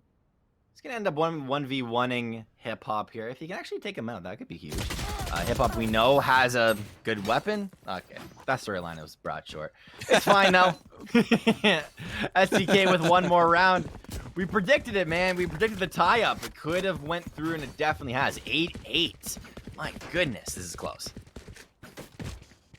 Yeah, and my favorite genre of music at the top with 21 kills, 11 deaths, and 1 assist. Hype Up doing a great job of really showing us why he deserves to be on SDK and really pulling up some of those very important carry pants up from the floor in that previous half. Doing a great job. Now we're going to see the A push here. They're going to use run it back as well as the teleport from Hype Hop. He's going to get behind enemy lines and the spray down here from Top Ramen. They're still holding strong, They somehow... Wait, what? Hype Pop, wait, I know. where did he TP? I don't even understand. Okay, he's back on the site regardless, and Elite Duels, they're trying to make their way in. Kind of a switch of positions right now. Okay, there you go. Player 2. Taking out Gib. Neural theft is massive. They're going to now spawn him out. Hip hop. That was blind. We get shot in the back. Milkman takes him out. The rotate could come through, and they're definitely going to be doing so. Frushy, as well as the breach player, could they actually go for the re-enter? I don't know. They're going to be getting flanked at some point. Gib, the pings do come out. Want to watch out for it. Can 2 members of Elite take out these guys? It's going to be Milkman that goes in with the initial entry peak. He's got Rolling Thunder available, Simo. What can he do? He's trying to go through all these strats. He only has the aftershock, so they can't really entry. And Speens will spill the beans, but Frushy will answer back. Now 1v3, Frushy. He's got barrier. He's got slow orb. He's got heal in a little bit. Actually, if he kills someone, he gets res. So that's kind of big. We'll see if that's going to be the... Oh, the orb's right in front of him. Bro, come on. No! It's right there! 14, 13 seconds. Okay, 14. Okay, he's only got... Okay, you're right. He's got a couple of seconds. Now a few seconds. Now marginally less seconds than he had before. Now 3. But they're going to start to come up here, up the ramp. They're going to see that he's there. And then the spray down. The jiggle peek finds one, but player 2 disconnects the controller from player 1 and takes out Frush. My goodness. SDK 5 rounds in a row. They've just taken over this match. I can do basic math, I swear. Hip Hop top of the leaderboard, 22-12. Top Ramen, 16-10. Player 2, 12-12. He was actually at one point he was 6-12, I think. He was really down there, dude. He was not doing hot, but something about defense is really allowing Player 2 to do well. I think it's all thanks to B. It's really good. If you can actually defend on it, really good frag. Yeah, K-May is going to be the one that sprays down Speens and spills those beans. Now the rotation is called. They will try to make their way over to whatever site they deem fit now, as they've got the pick. They've got a great entry pick. Unfortunately, they have a resurrection on the side of SDK, so they can get Speens back up. But Hype Hop, he's waiting in the wings behind the box. And he's been the top fragger here. The spray comes through. Milkman will be on the return fire of some Hype.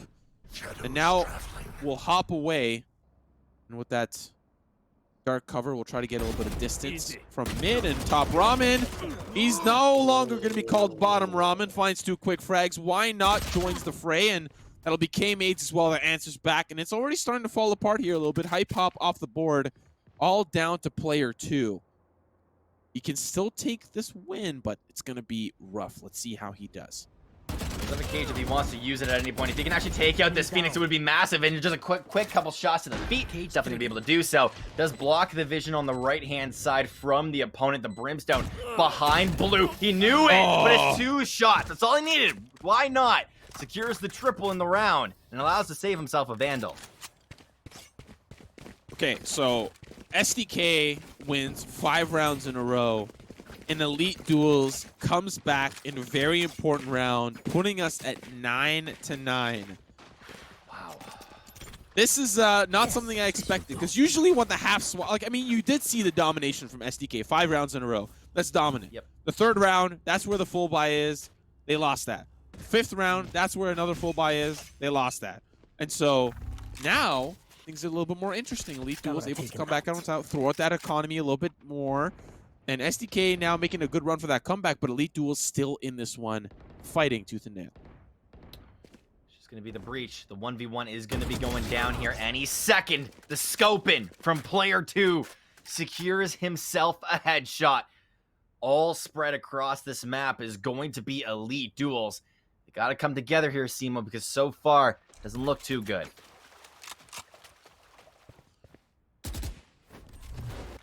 Still Elite Duels. Already down a member, and SDK still holding strong. Not letting mid control go out of their hands just quite yet. And already a lot of utility's been used, but 50 seconds on the clock means an execute needs to happen. Needs to happen fast. Already Gib here. He's going to try to insta-Gib one player. That's going to be the spray down. Top Ramen ends up in the trash with the rest of the fruits and veggies. But Hype Up from above. That's going to be one more. Takes him down. There's going to be one more. Spray not going to connect. Frushy will answer back valiantly. Valiant answers back with 2 kills. Now the rest comes to. That's going to be the res onto Hype Up, but it won't connect. And another round on the board for Elite Duels. They dissect the competition and put us at 10-9. This is one of the reasons why I love Valorant so much, is because when the action happens, it's boom, boom, boom, boom, next round. You just, I wasn't even, wow, I can't words tonight. I wasn't even able to process what just happened at the end of that round. It's kind of crazy. SDK, they're grabbing all the scraps. Look at their loadout. What? They had 2 Buckies, a Judge. Now they've sold one of the Buckies. They have a Frenzy. It's weird. It's a weird loadout that's coming out from them, but they're just trying to find whatever they can here as they end up going down by 1. Yeah, the bargain bin not favoring them today. Sometimes you find a Vandal, sometimes you find a Shorty. At the end of the day, you pay for what you can grab. You walk into the Salvation Army with $10. You get what you can, okay? You get what you can. Not maybe what you asked for, but you get what you can. Yeah. Your analogies tonight, man, have been on point. I was trying to say that. All over the place. I love them. Now, a slow rush that's coming in here through B side. The camera does end up catching K-Mates. He also runs into a Cypher trap. It's not bad. Frushy over on the other side, though, to take down Hype Hop. But it's player 2 that takes down at least 1 more on B side itself. He was able to survive. Speens! Oh. Speens! No, he can't do it. Milkman, K-Mates now with 2. My goodness. SDK only have 1 member remaining, and he's got to face through 4. I mean, we've seen various members of SDK do this before, but again, it is the eco round for them. Fortunately for Top Ramen, he's got a little bit of cheese there on the side of the Judge, but unfortunately, he'll be cut like cheddar as White Knot will take him down.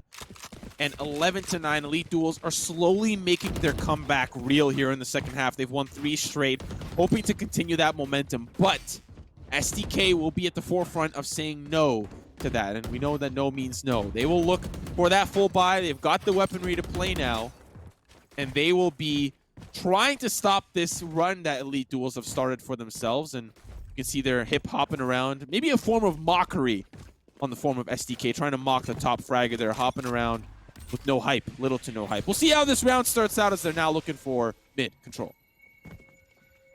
K-Mades is slow. Might want to try and look for a pick here. Only his head that's showing.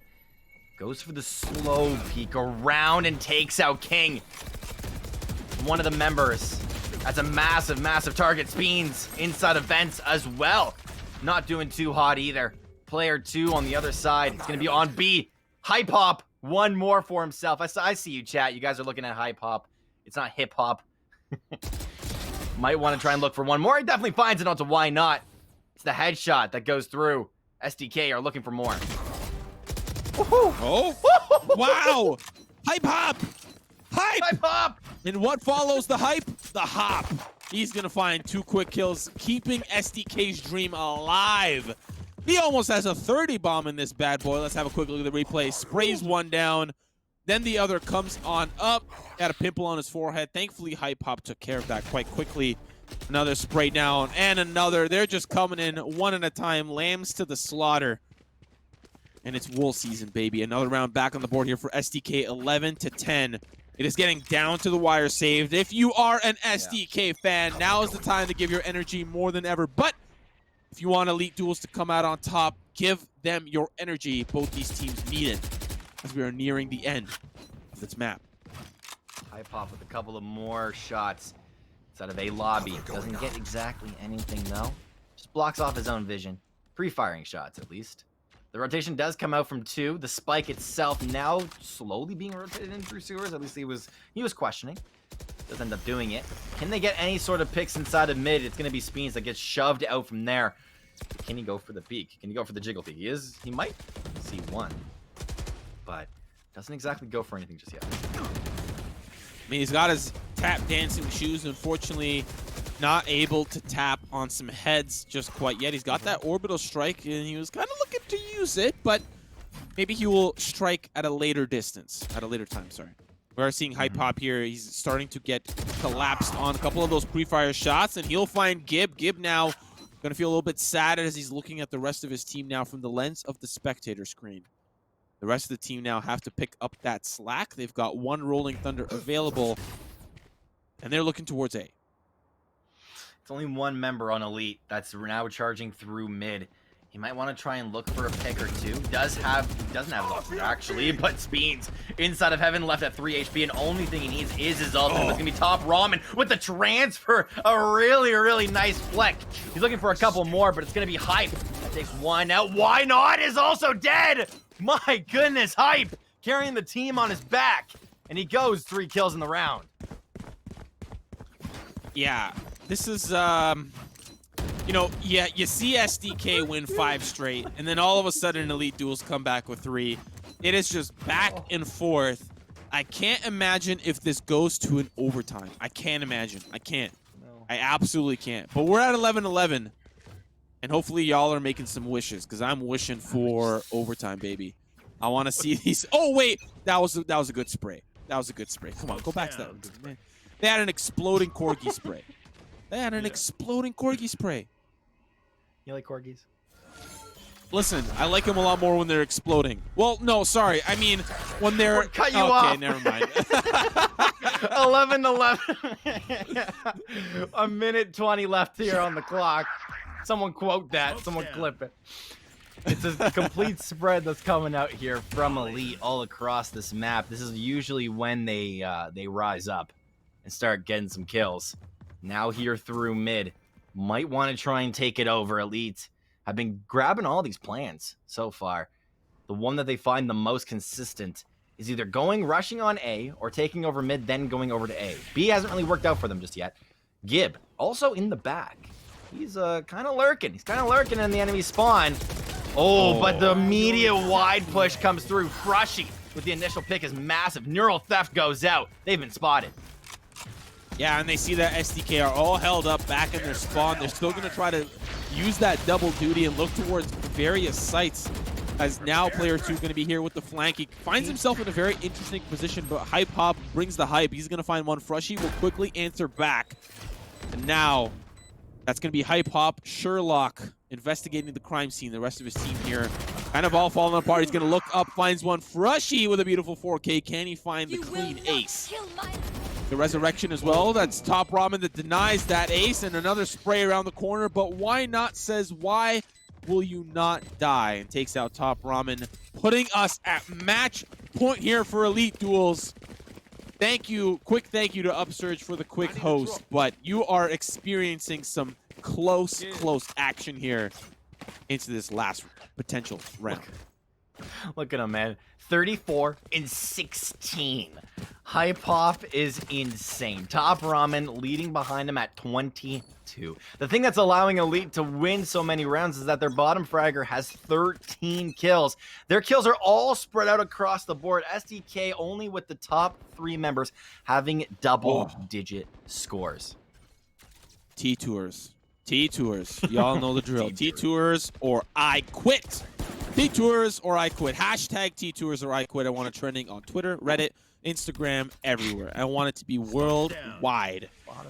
And speaking of worldwide, I'm hoping for utter domination from one or the other team. Either red or green. Whichever one comes first. We'll see who dominates first. But still, it is a minute left on the clock, and Elite Duels are seeking their prey, trying to find an entry towards a site. Joke's over. If Elite win this round, it's gonna be it. But there's the run it back that comes through. King flops inside of B Tower. Does not take out K-Mates. Oh no, Frushy with one more. This could be it, Simo. You gotta come up big. If you're Hype Hop right now, you gotta come up big, and he misses the shot. Does TP onto the site though. Oh, he's still alive. Oh, the flick. It's not enough. Oh, there's one more. He gets Gib. Still looking for more, but it's Frushy. Shuts him down. Top Ramen from above. K-Maids. He's going to be working around the clock to get that last kill. Now player 2, all up to him. Does he screen peek to player 1 and find out where his enemies are? Or does he get those frags that he wants? Sprayed out comes through. But it is K-Maids that turns it around, and Elite Duels win the round.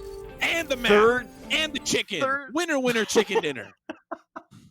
13-11. Oh, that was a match, Simo. If I was Hype Hop right now, I would have known my mistakes. He missed 3 shots, 2 shots onto key members. If he got the first one onto the Brimstone, that would have been massive, massive. He would have been charged with 1 less player. Ends up landing the one onto Cypher and then jumps the corner because he knows he was getting peeked. Oh, that's unfortunate. It's unfortunate. But he was doing well. Let's take a look at those stats. Yeah, let's have a quick look at that. And, you know, SDK fans, they're in for a world of hort. They're in for a world of hurt after this. Of course, Hype Hop being at the tippity top with 35 fragaroonies. Unfortunately, not in the cards for him. 13-11, very, very close. Wow. Very, very, very, very close. But still not down and out just yet. Of course, this is a group stage, tournament. So that was their first game. Actually, was it? No, they lost their first game to Sarah Cameron. I think SDK are out. I don't think there's any way they can come back here. Of course, Sarah Cameron actually lost to 303. So if SDK beat 303, we will not be streaming that match. But if that ends up happening, you can actually see SDK move on into the playoffs. Or sorry, group stage is 2 days. There's tons of time. You guys are fine. You guys are all good. You guys are all good. Speaking of good, yeah, scrap everything I said right out the window that way. Actually, that way, you're over there, so we'll send it your way. We're gonna throw to a quick break, ladies and gentlemen. Grab yourself a quick drink, maybe a quick snack. I hear Snickers are good this time of year. Grab something to eat. We're going to be back with our last and final match of the Risen Esports Invitational, day number 1. I'm Simo and Saved. We'll be right back.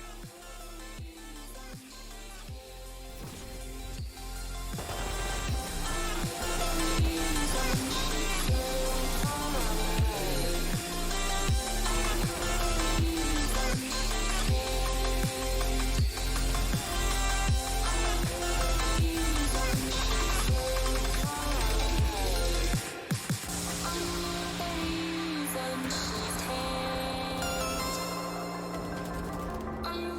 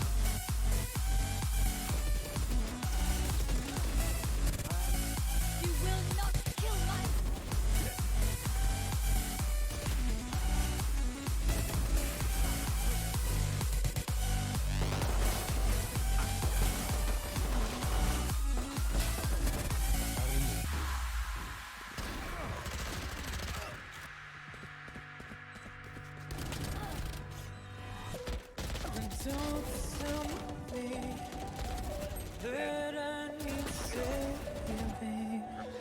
Finally awake and living. Yeah, yeah. The pressure inside was building. I felt under attack, and now my mind's attacked. And I've chosen my path. I'm chosen my path. Oh,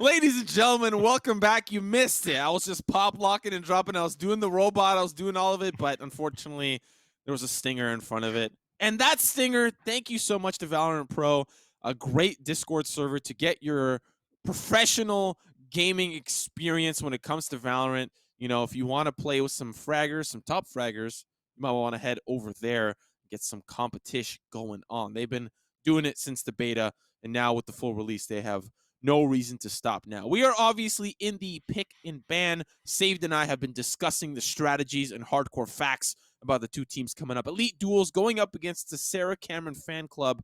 Not sure who she is. I'm sure we'll find out at the end of this match, but it will be on Bind that we'll be playing on. Yeah. But Bind's going to be interesting too, because we've seen Haven, we've seen Split, got to round out the clock with Bind. If you guys are new to Valorant, because I saw a couple of you in the chat were saying, hey, I don't have no idea what's going on, but this is an awesome game. These guys are awesome casters. Bind, the gimmick of this map, or the game mechanic of this map is, I hope some of you get that joke, is that there's portals across the map. You can see them on your screen, the green things that go from B all the way over to kind of like the front of A, over towards bathrooms. And then there's one right in the middle of the map. A lot of teams usually won't use them just because they make a huge like horn noise. So you'll see what I'm getting at as we keep going, but it's Elite Duels versus Sarah Cameron. I don't even know what to call them. Do I call them a fan club? Do I call them Sarah? Do I call them Cameron? At this point, I don't know. But they are pushing in full force towards that B site. Of course, they just gathered the information, but now they'll commit on that information. Drennet going to grab that orb off to the side, and it's going to be FXD going to try to potentially push through, and it's going to be K-Mates on the opposite side. We just saw Elite Duels off of win. Whoa. We'll see if they're able to do that here, but Drennet with a beautiful shock bolt. Sometimes when you play such a long game, it really drains it out of you, and they have to immediately jump back into a new game. It's a lot of shots that go down, but it's External that wins the 1v1. Sarah Cameron trying to get onto the site here. Gib with the insta-gib. Nice little one-tap that came through. Milkman now on the point. The fault line went out. He's looking at the wrong corner and does get taken out, but it's Froshy that now goes for the pre-fire on the right-hand side, and it's only Gib that is remaining in the 2v1 situation. I mean, we've seen him do some magic before, but can he pull a rabbit out of the hat, or in this case, the round out of his hands? It's External with a beautiful 3K, and we talked a little bit about this at the beginning of the day, and for those of you that may have missed it, while you may have never heard of the Sarah Cameron fan club, because I don't think there are a whole lot of members. However, Nerve and External have been on a team before together. I'm not quite sure with the rest of the team, but they are some of the best competitors in the NA Valorant scene. You know, in some cases, joining just a couple of teams here and there, so they're not exactly, you know, on a defined team, but on their own, these two are phenomenal players. Almost as great, if not better, than Hype Hop. And so that's me saying a lot. I'm saying a lot. That's saying a lot. Definitely saying a lot. Sarah Cameron is actually an actor. She plays a role in a show, but it's all good. It's all good. K-Mates, while that was going on, gets a shorty shot. Ooh, that's huge too. Getting a little bit of information. Gib now with one more. They know exactly where this last member is as well. The rotation is going to be coming through as External inside of Wood. Zap with two. It's massive. Nerve now with one more. Gib gets his own. He's in a 1v1, 1v2, and gets on his camera at the wrong time. Where is Milkman? On the other side of the map. Yeah, but he's about to jump through connector, and he's going to make a whole lot of noise doing it. External now going to get in his position. He's got a frenzy and a dream. The spray comes through, grazes Nerve's cheek down to 20. He wanted that weapon. The door's shut right on his face, but a beautiful start here for the side of SCFC. That's what I'm going to start calling them as we look to the Spice Camp, seeing the rest. Think that's longer? I think so. SCFC, Sarah Cameron. SDFC with the domination. That sounds okay. That sounds kind of cool. If you can actually get the lettering down, I do agree. Yeah. Dude, yeah, I'm pretty sure I'm gonna screw it up. Like, yeah. Regardless. Oh, it's so funny. But yeah, we're looking at a 2-0 lead. First two rounds is a given. Whoever wins the first round most likely wins the second one, unless you were watching that last match. We're looking forward to see if Sarah Cameron can actually continue their reign here. Vandals all across the board, maybe some Phantoms, and a really nice skin to add it all together. Still Frushy and Co. trying to defend this A site. The Recon Bolt going to gather the information, and that pre-fire going to try to take him down as well. It's a lot of utility being thrown his way, and he's just somehow, through the fire and the flames, minus the flames, surviving all of that damage. And now still alive, going to push up aggressively. There is one member off in the shower, and he's going to try to make his way through the site as well. But every day starts with shower, and hopefully he can make that sound here. The flash around the corner. Milkman going to be on the returning end. That's going to be Drennan that finds Frushy. A couple of sprays here as well. Zap will return the kind, but why not with two? And it's just business as usual for the side of Elite Duels. K-Mates with two. And the TP through the connector play here from Sarah Cameron as Drennan makes his way over to B. Oh, he was peeking it, and I thought the X-ray was way closer inside of the portal. He didn't hear it. He didn't hear it! Oh, he hops onto the site. And now it's Drennan with the immediate rotation. 100 HP, 50 shield, not touched whatsoever. He needs 4 seconds. 4 seconds to plant, and he does it at 5. The spike being initiated. A lot of time left remaining. Now he needs to go into a post plant.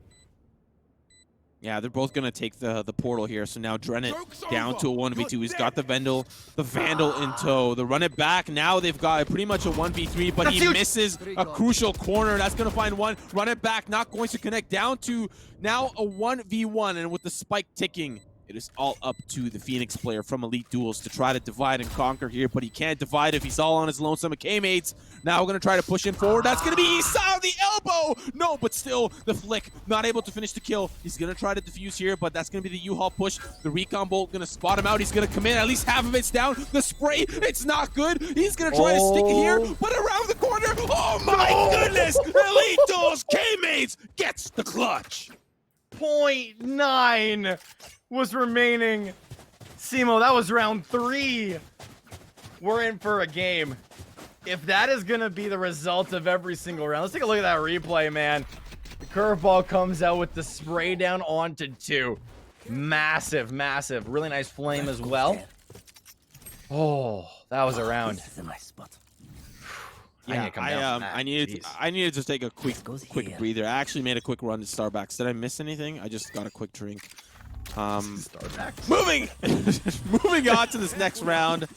Now that I've recuperated myself after such an amazing performance from K-Mates, we'll see if he's able to keep that magic touch here on Bind. And gonna start things off with maybe something a little less fortunate for him. Drennan here gonna find him dead to rights here in the sand, and Gib now forced to get out of that corner. The rest of the team from the side of Sarah Cameron, they're forced to push in through hookah, but a great kill from Gib. Now with the neural theft, they're all stuck here in the middle. The spray down Milkman, they all seem to hide right when he swings the corner. But now with the fall line, he's caught between a rock and a hard utility, and they will all take him down. Nerve finds that one with the quick molly. But now the rest of the team trying to capitalize on that position. But unfortunately for them, Sarah Cameron is prepared, as they will take them all down. Now down to a 2v4. Gotta watch out for all of the picks that come through. Gib, right in the back, is taken out. Frushy was not the player that you want in this situation. However, it could make a little bit of a redemption play for himself. Right now, he needs to get past Nerve. 1v1 goes down, and he cannot. Takes Nerve down to 20 HP.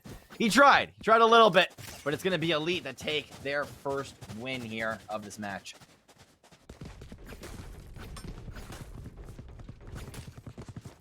Still, for the side of Elite Duels, pistols in tow. They didn't really have the economy in the previous round as well. And that's really due to the losing streak being reset for them. They win that third round, of course, but then losing this second, they don't have the economy to continue to stay afloat. And so they're back down to, like, what is it, 1,000 credits or something? Something really small for them, not able to get that force buy. And so for the side of Sarah Cameron, they can feel confident that they can try to push in. They can see how much the credits the enemy starts with. And K-Mates here with an aggressive swing, but FXD, he's going to come out on top. And now this is just going to be business as usual, taking them all down one at a time. And now Elite Duels, the retake. They heard the portals come through, at least 2. I think the horn only sounded twice, but it's external, and Nerve external now with 3. Finishes off the round very flawless. Coming through here for Sarah Cameron Fan Club. Another round on the board here for SCFC. Nailed it that time.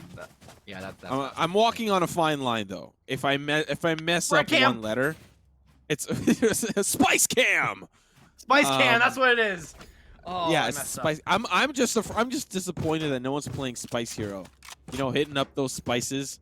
I know Yeti, me and Yeti have this sixth sense. Okay, we look at each other and we say, "Give me that Spice Cam every single round," and he does it every single round. But unfortunately, people would rather play Guitar Hero than Spice Hero. So I'm a little disappointed in Gib. Thank you for answering my sentiments as you punish Drennet for not playing Spice Hero.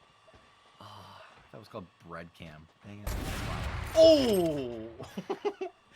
Every single time someone gets a kill with an op, dude, what? Oh. Through the wall. Who? Didn't even know that was wall bangable. What? Didn't know that was a word. I'm gonna have to hit up the English dictionary. Wall bangable? Nerve here. He's gonna find himself in a very interesting scenario. Has to pick up that spike, and Gib says, "Anyone else want a piece of this?" As he finds 3 beautiful kills. Now Zaf down to 11 HP in a dream, and Frushy here gonna wake him up from his nightmare. I would have went with the backstab, to be honest. I mean, style points. It's all about that, but. Better safe than sorry. A clean round for Elite Duels. Gonna put them back on the board. Let's have a quick look at the replay. I'm pretty sure this is the Gibster, the Gibby, the Gibberoni, the Gib Hero. He's gonna find 2 great kills down long. Boom! Slow-mo. And there's one more to finish us off. My goodness. Gotta watch out for B Long. Gib. He was doing it last game too. He had the operator for himself and it was just fragging on out. Does it once again here on Bind, and he's getting a whole lot of kills while doing it, while also having a whole lot of fun. The curveball does come out, but it's the pre-fire, even though he was blinded. Maybe Fade was only blinded and his teammate wasn't. Regardless, Phoenix does go down over on Elite. Massive. Gotta watch out for Gib. He's spotted out inside the corner, but does not have the operator. That sucks. That really sucks. Can he find that last one? No, he cannot. Hunter's Fury. Drennet not going to connect with that, and now the reset will be called, but external very, very deep behind enemy lines. He's made his way all the way into the A site, and unfortunately, Frushy not able to find out or see that location, and now the sprint through. It'll be external that finds a beautiful kill, but that's going to be Frushy from behind with the operator. They didn't know each other existed. That was kind of the bottom line there, and now Frushy being pushed away from that by the slow orb. The res will be called, and now here comes the 4v4. Orbital strike onto the site as well. Just stalls a little bit more time. Just means that the rotation is able to come across. Rolling Thunder now being activated. You need to watch out for these opponents. It's going to be Why Not onto Drennet. Oh, the wall does go down and Why Not gets 2. Checks all of the corners available and forces the opponents to back the heck up. Now Frushy trying to go aggressive. Ends up going 1 for 1. It's going to be off the bat of Milkman. Does not go for the flash. Nerve might try to clutch the situation now, but the flick goes across. They wait for the fire to digress. They end up winning yet another round for themselves. Wow. Great stuff here for the side of Elite Duels. They got that plant down from the side of SCFC, but unfortunately for them, Elite Duels were able to come out on top, and they're slowly starting to crawl their way back in. You know, it's proving to me that it's not over till it's over, baby. And we have to recall that Bind's not a CT or T favored map. It doesn't favor the attackers, it doesn't favor the defenders. It favors good play. And so far, both these teams have been able to provide that here at the Risen Esports Invitation. Massive stuff coming out, like you said, from each of these teams. They've both been showing that they are good squads, and they definitely deserve to be in this tournament as well. Whole lot of Vandals being shown. A really nice scout that comes out from K-Mates. Oh, and Gib not allowing us to doubt him anytime soon. He played the Vandal last round, didn't do too much with it, but with the operator, he's a god. Yep, but unfortunately, Zaf will take down K-Mates, and now Gib. We talked about the legendary operator, but unfortunately X does not mark the spot. Will not find that frag. That spike will now go down Smokes as well to kind of alleviate some cover. Now a 3v3, still very doable. They'll call that connector play, one from defender spawn. Now we'll see how they'll continue forward. Stim Beacon, they're looking to break up onto the site. The orbital strike goes out inside of Hookah, forcing them into the front of it, and it's going to be Zaf and Drennet that both get kills for themselves. The fault line does end up stunning out one. Milkman trying to avenge his dead teammates. Zaf left on the point. They've already planted the spike. Need to look for this opponent inside of wood. The sandwich situation comes out with a flash. Zaf now with one more. Attackers end up winning the round. My goodness. SCFC. One more round for themselves. I tried. Did you purposely do that wrong? No. Oh wait, no. Oh my god, you got me. You got me. SCFC, good. man. You got me. For some reason, I thought you screwed up, but you didn't. You nailed it. I'm proud of you. I just stuttered. I'm not proud of myself though, because I thought you were wrong, and so that makes me wrong. Man. You initially came up with it, so like I'm proud of you. It's true. It's true. It's true. You know, I may be the early adopter, but sometimes you don't want to be the early adopter. You know, sometimes it's best to just be the second adopter. We are seeing now the adaptation, potentially the second adaptation from SCFC. They're looking towards B this time around. It is external off to the side from above. Gib will find one, but will be quickly traded back. And now they are trying to strike while the iron is out, but have slowed down their momentum. Milkman going to be waiting on the other side. They've got that res, and here comes the push.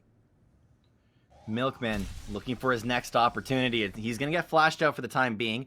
He's back on up. Now with the 1v1, does take out one. He's still on very, very healthy HP.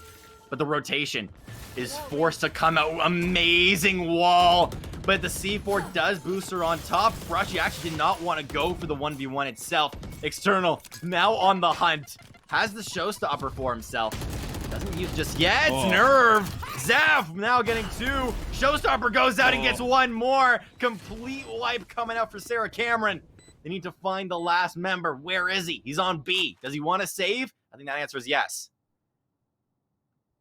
He also only has a blaze wall. Like, that's all he has. Even if he wanted to retake, he would need every single piece of utility. Run it back, curveball, both curveballs, and the hot hands. He would need everything. So the save is the correct call, but how long will that correct call last? External going to be seeing that K-Maze is hiding up in Hookah. The rest of the team now going to triangulate onto his position.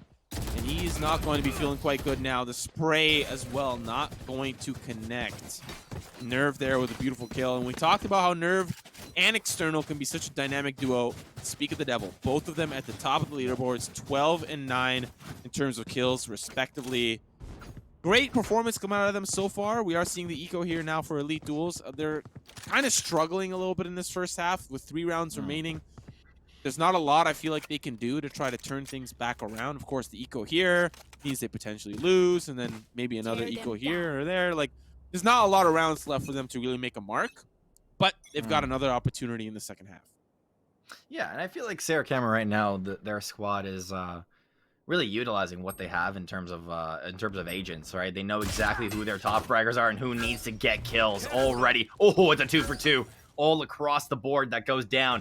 Where is the spike itself? It's down just outside of Washington, actually, inside of Dusk. But they have no idea that it's there just yet. K-Mate, wow, with the frenzy, gets one. That's massive. How are they able to convert these kills? I'm actually very confused. Now a 3v2. Still very doable for SCFC, but now it's a lot less doable. K-Mates, I'd like to ask you a quick question if you don't mind. How are you shooting from range with a frenzy? I really want an answer to that. Please send that to me. I'll have my people contact your people. I also accept Pigeon Carrier as a form of sending me a message. But now Zaf, he's all on his lonesome. He's going to try to get this plant down. Fortunately for Elite Duels, they probably have the weaponry now. Beautiful camera spot here from Yeti, our observer. And we'll see if Zaf is able to make his way onto that side. He's still kind of taking his time. From behind, he's going to see that one person tags him down. 77 HP, making sure that nobody's up in heaven. But the longer he delays, the more time Elite Duels have to try to capitalize on his position. But great reposition here. The headshot comes through, and 15 seconds remaining on the clock. He's got a plant now. One more in the showers. You'll get that spike down around the corner. It's K-Maze. Orbital Strike gonna push him back. He does not have time to plant. But why not says, you don't need a plant, buddy. I'll just take it down. And wins a thrifty round for Elite Duels. Yeah, it's been Gib, Why Not, and K-Mades all at the top of the leaderboard, and they've all been putting in work for sure. Why Not using every single orbital strike, I think, to the best of his ability. Almost had it, though. I think that... Who was it? It was Nerve, I believe, was the last one remaining? Or Zaf. One of those two. Almost had the plant go down. Gets just that much closer every single round here, CMO. And it really, really shows us how close this game is as well. It's only 6-4, so very easily Elite could come back and tie this game up as we go to the half. Joke's over. You're dead. Now, reminding you that that was not a Cypher cam. That was just our beautiful observer. We are now seeing K-Maze play a little bit more aggressively, gets that portal call. Maybe he felt like, wow, what a beautiful Cypher. What are these tripwires? They're getting spotted out. Rolling Thunder as well. K-Maze off to the side. Somehow, some way will find two. And now Sarah Cameron are starting to fall apart just ever so slightly. They're held up here in Hookah, but Milkman defending it with his life. But Zaf says not today and sends a bullet through the dome. Yeah, and now wants to rotate. The immediate rotation coming through, and all they really need to do is end up collecting this spike. It's down inside of C long, and the big thing that's preventing them from actually collecting it is Gib. He's still alive, right? I don't know if he actually has a if he has an operator for himself, but I don't think they know either. They don't exactly want to risk their lives getting a spike. It's gonna be Brimstone though that collects it. The Sky Smoke does come out. Does he want to rotate over towards A? Elite Duel, they've already gone 2-2. Yeah, it's still round 10, so despite the winner of this round, there is yet another for both teams to contend. We're already seeing it not really bode quite well for the side of Sarah Cameron. They've lost 2 members up in Hookah. Down to External, we'll see him do some magical things before, but unfortunately not in the cards for him. He'll have to deal a new deck and try again in the following round. But Sarah Cameron's still trying to hold on, but Elite Duels hot on their tail. Beautiful play here from K-Made, seeing that spray down. Just great stuff to try to turn things back around. You know, they lost 2, then they won 1, then they lost 2. So not really a great start for them. But if they're able to even things back around to a 6-6 half, they can definitely feel a little happier into that. Yeah, X marks the spot there, though. Yeah, that's so cool. That's so cool. Little angles that you use with Cypher. Definitely very useful. You have the orbital strike that goes out in the good old trusty spot of U-Haul. Not actually going to be getting anybody as well. Rolling Thunder onto the back of the site. Usually you expect Breach to rush during that time, but he just used it as a stalling potential. Now inside of U-Haul, it's going to be Raze. Now 2 picks, 3 picks go down for SC. My goodness, that's a sweep, baby. 7-5. Sarah Cameron. That was huge. Yeah, they just come back swinging. They were, you know, maybe at this point they were playing with their food, okay? We'll see if that kind of bodes to be the truth here in the second half. Pistols across the board as we enter into the first pistol round, or sorry, the second pistol round of the map. And 7-5 is really not a half that anyone should be afraid of. Neither Sarah Cameron nor Elite Duels should be really afraid of the finish of the half. Of course, Sarah Cameron feeling a little bit happier. You know, they win the pistol, they win the second 9-5. They still don't have that big of a marginal lead. And so Elite Duels can afford a couple of losses, but they need to really start to shape up if they want to keep going toe-to-toe. Seeing a 12-12 finish for our Night Semo would be awesome. Also seeing Sarah Cameron close this game out would be cool too. Whatever we need to watch out for here. But a complete difference of sides means it's a completely different playstyle for both of these squads. Spice Cam, baby. We look at it inside a market. They want to see where they want to go in terms of sites. They're taking it slow. Slow and steady wins the race. Unfortunately, not always the case. The hair sometimes comes out on top, but not in that actual story, in the bedtime story. Is it a bedtime story, or is it just like a nursery rhyme? You know what? Isn't it? No, it's not. It's No, it's not. I feel like I'm in a multiple choice question right now. Is it A, a nursery All of the above. rhyme? All of B, the above. That's always all folk the above. tale. C, story time. D, Jake Paul new video idea. Or E, all of the above. All the above. every single time. Yeah, Jake Paul now. Oh, FXD! He's going to find one. Nerva will try to answer back. He's going to find two. Frushy trying to make things happen on the site. Milkman as well. They will get that party started. And now the 2v2. Let's see how Sarah Cameron try to retake the site. Milkman inside of the container. He needs to look for his opponent with a frenzy. The long-range RNG shots. Frushy behind the container. They're playing a back-to-back situation. You have my back, I got yours. They know exactly where the last member is too. External needs to get onto the site, and he cannot do it. He's able to jump down, but Frushy takes him out. Beautiful win here from the side of Elite Duels. And while I did say that there were, you know, that first half doesn't really mean a whole lot because no one had such a considerable lead. That is actually huge for Elite Duels. If they're able to start off on the best foot possible in terms of the economy, especially since they won the pistol, now that they can invest into some SMGs, they can start that momentum early. And that'll not only tie things up 7-7, but start to push them towards closing out this map. Yeah, it's little by little for sure. Sarah Cameron right now have to save. They're kind of using a little bit of economy. If they ended up getting a kill last round, then it nets you, I believe, 200 to 300 credits. So you might see some members buying a shorty. You might see some doing something else, but a wide peak comes out from Milkman to be on the bottom of the leaderboard so far here in this match, and he's able to redeem himself at the start of this round. Sarah Cameron have a couple of shorties in her dream, and unfortunately for them, that dream is starting to turn into a nightmare. They've already lost 2 members. Elite Duels are trying to make their way through, and it's just kill after kill. It's a couple of quick trades, but Zaf now down to his lonesome. Got the fault line, gonna try to use it and push in through Hookah, but the rest of the team are starting to capitalize and triangulate on his position. He's in the corner of Hookah. Unfortunately, not going to be the story that he wants to be remembered for. Why not? Going to take him down quite easily. And now putting us at 7-7. This will be the first competitive round. We're seeing the Vandals across the board for SCFC. We'll see if that's going to be the answer, because they need to stop the bleeding and start putting some rounds on the board in the second half. That's what I was saying earlier too, Simo, is that they could very easily come back. Elite Duels, if they just win the first round, all you gotta do is just be consistent with it. And all of a sudden the scores are tied together. Great stuff coming out of both of these squads. Is they're giving us a very competitive match to watch, and there are some key names, but every single member on each of these rosters has something to do with the success they have. Nerve having a little bit of success as they use the buddy system to get a peek down B long, and they will get a frag. Actually, they peek with 3. And will be rewarded quite heavily for that. Now they'll call that rotation over. They're going to commit 4 members over towards A. And now the rest of Elite Duels, they obviously don't have the exact weaponry that they would prefer. A couple of Spectres for themselves. Still can get the job done, but Sarah Cameron, they're locked and loaded. Utility out the wazoo.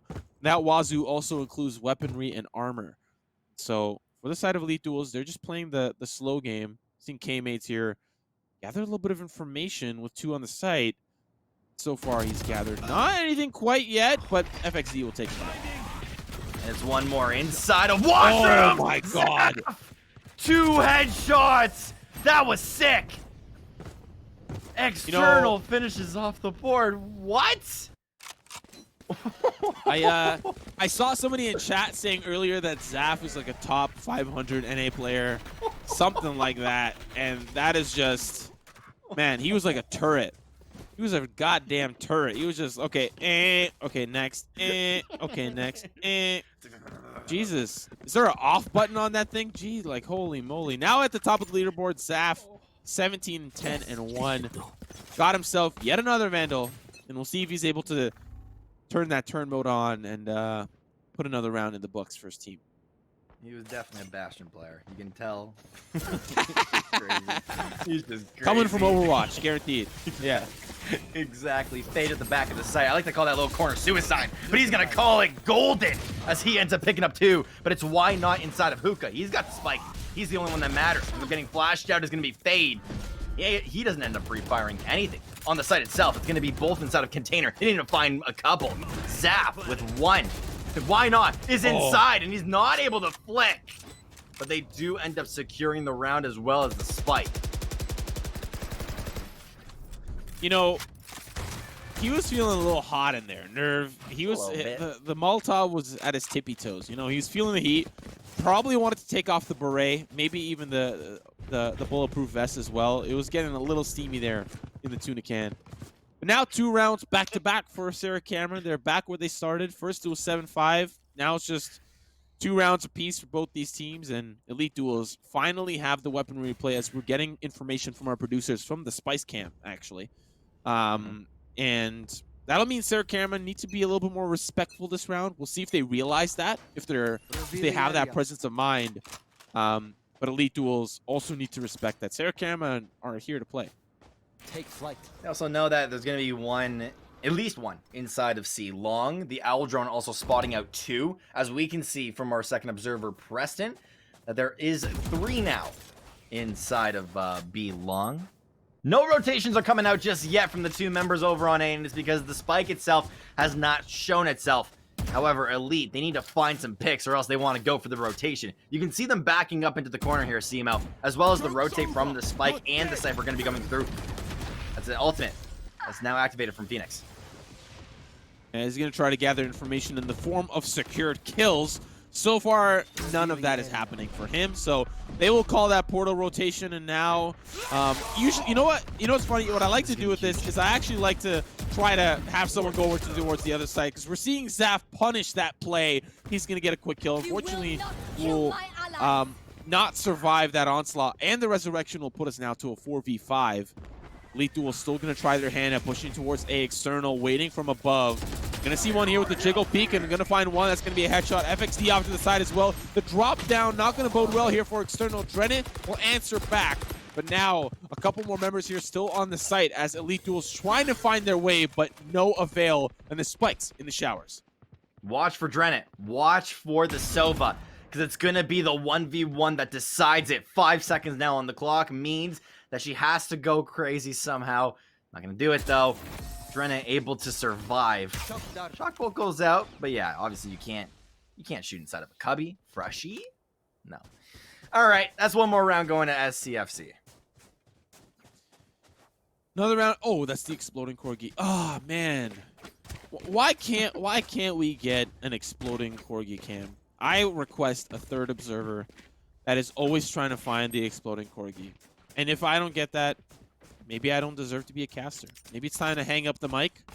You know, maybe it's time to put the mic back on the stand, pass it down from generation.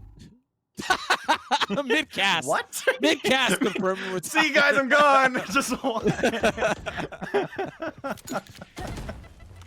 You've thought about leaving me like 3 or 4 times during this cast, dude. It's been an emotional Thursday, okay? Not you, it's me. It's not it's not me, it's me. Yeah. What? Fade with 3? Excuse me? Sir, Fade. Listen, hold up. I want my money back. I did not expect such a brilliant haircut. Wait, why would I want my money back if that was a brilliant haircut? Well, Fade! Nevertheless, beautiful stuff coming out from you. Now a 2v5 against all odds. It's going to be Gib who finds himself on the returning end of some pre-fire. And Drennan will get the job done, taking out Freshie. We're really close here. Saved. We're really close here. Yeah. 4 rounds in a row for Sarah Cameron, and the fan club is looking... Oh, yes! The exploding corgi! That's what I'm talking about, baby. Yeti, you the man. You the man. You the man. You got your request. That's it. Hey, I don't lose a caster. Let's go. Everyone's happy here. Everyone's happy. Sarah Cameron, all they got to do here is win 2 more and we go home. Elite Duels, they have a little bit of a mountain to climb. However, they could do it. 6 rounds is what they need. Yeah, it's a long hill to climb, and they could try to do their best Bear Grylls impersonation and try to climb that mountain, but unfortunately it might not bode well for them, as we are seeing Sarah Cameron. They're in the driver's seat, and they've got a cement brick on the gas pedal, and they have no means of stopping anytime soon. On the backs of players like External and Fade, they can get the job done. Drennan as well, going to use that buddy system to help get the job done. They will now put a barrier orb and secure the spike. What is this play that I'm seeing? And now the drop down, a couple more sprays through, but Drennan will follow soon, and it's just frag after frag. And I realize now that was the eco for Elite Duels, but still very impressive rotations from Sarah Cameron. Information came through, and then they just called those rotations to market. The rest was history. This is it, Simo. Match point, 12-7.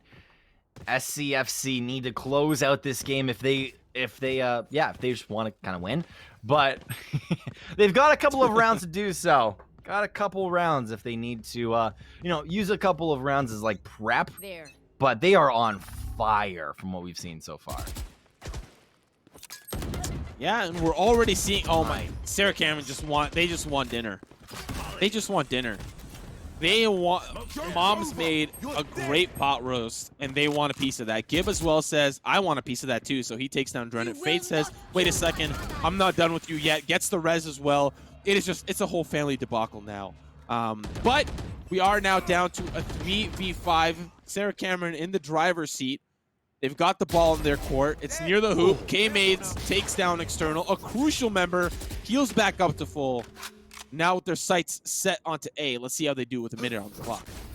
The curveball comes out so that he does not stun himself, but he heard inside of the smoke. The 1-for-1 goes down. Why not onto Zaf is massive, and he needs to clutch up this round if they want to win it. It's the 2v2 that goes down. The spike itself being initiated.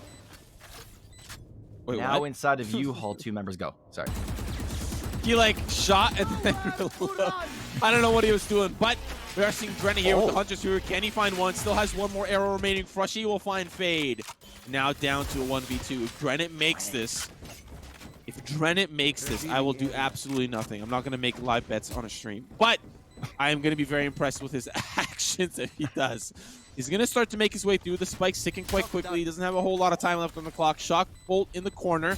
Gets that pump fake. The spray through. Going to find why not. Still doesn't have a lot of time left. The pre-fire around the corner. But Frushy will take him down. And Elite Duels live to see yet another day as we still fight on Bind. My goodness. 4 rounds is what separates these two teams now. That was close. Sarah Cameron, they ended up getting an initial frag inside of a short, but they didn't follow it up with anything too crazy. Elite Duel, even though they were 1 man down to start off the round and they were on match point, able to keep their cool, and that's exactly what you have to watch out for. Now yet another round going to be coming through.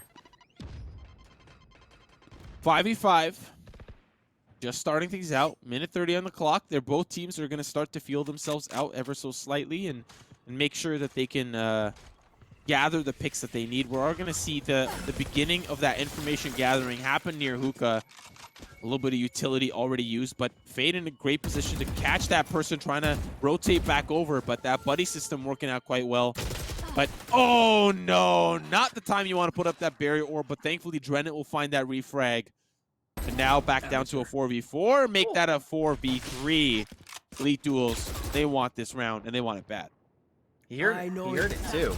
It came through. External, though, doing External-like things. Nerve as well, getting onto this site. He's on the back site itself. Gib using all of his utility in order to rotate onto the site effectively. He does not have the spike himself, but he's looking for the opponent. Nerve was reloading. It's not what you want to find. External now goes 1-for-1.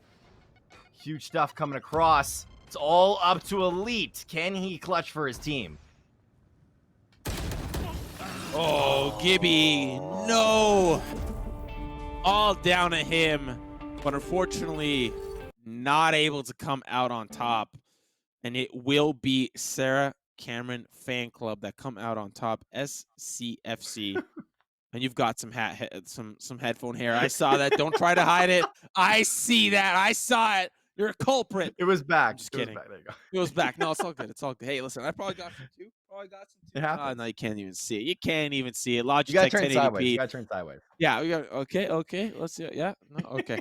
Let's have a look at that scoreboard. Producer's been bugging me all day with that bugging scoreboard. Well, look at that. Do I need to say more? Do I need to say more? That is just a beautiful color scheme. Is that a flag? Wow. Is this a flag? What flag would that be?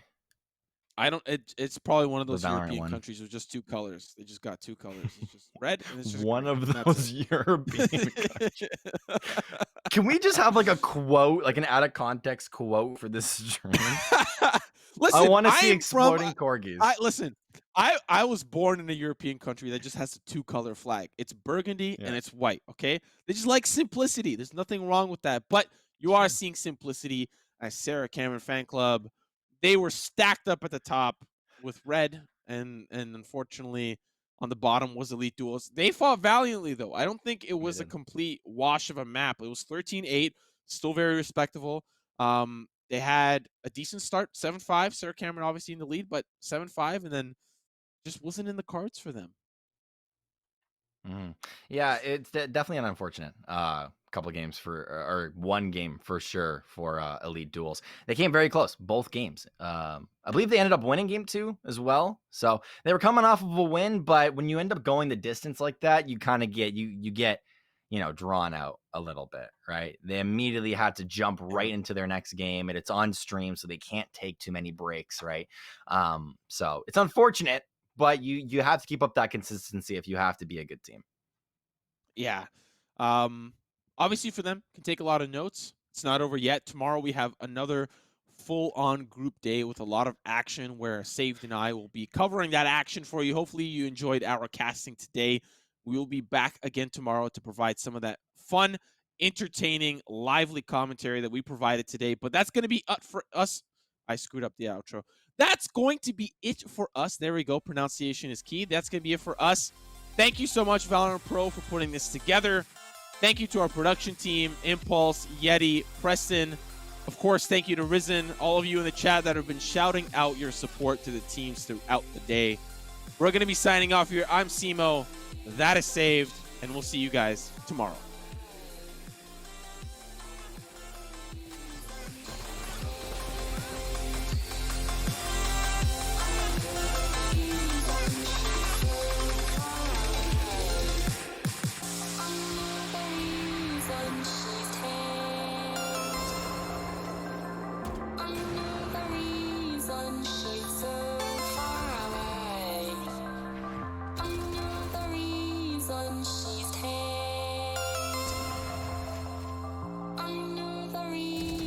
She's so far away, hanging by a thread, hung upon all the words you said, breaking free from this conformity that you force on me. Everything I do is one big show. It's about damn time that I take control. Put me under a microscope and watch me take control. What's this? I finally read this helplessness. Tired of feeling like I'm upside down, so I'm gonna turn it all around. And dear God, save my soul, 'cause it is blood. Tired of feeling like I'm upside down, so I'm gonna turn it all around.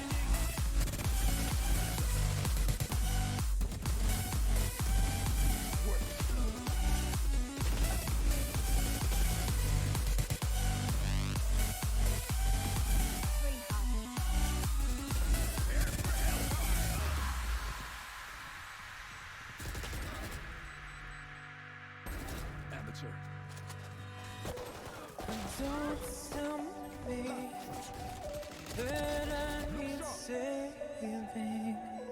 Finally awake and living. Yeah, yeah. The pressure inside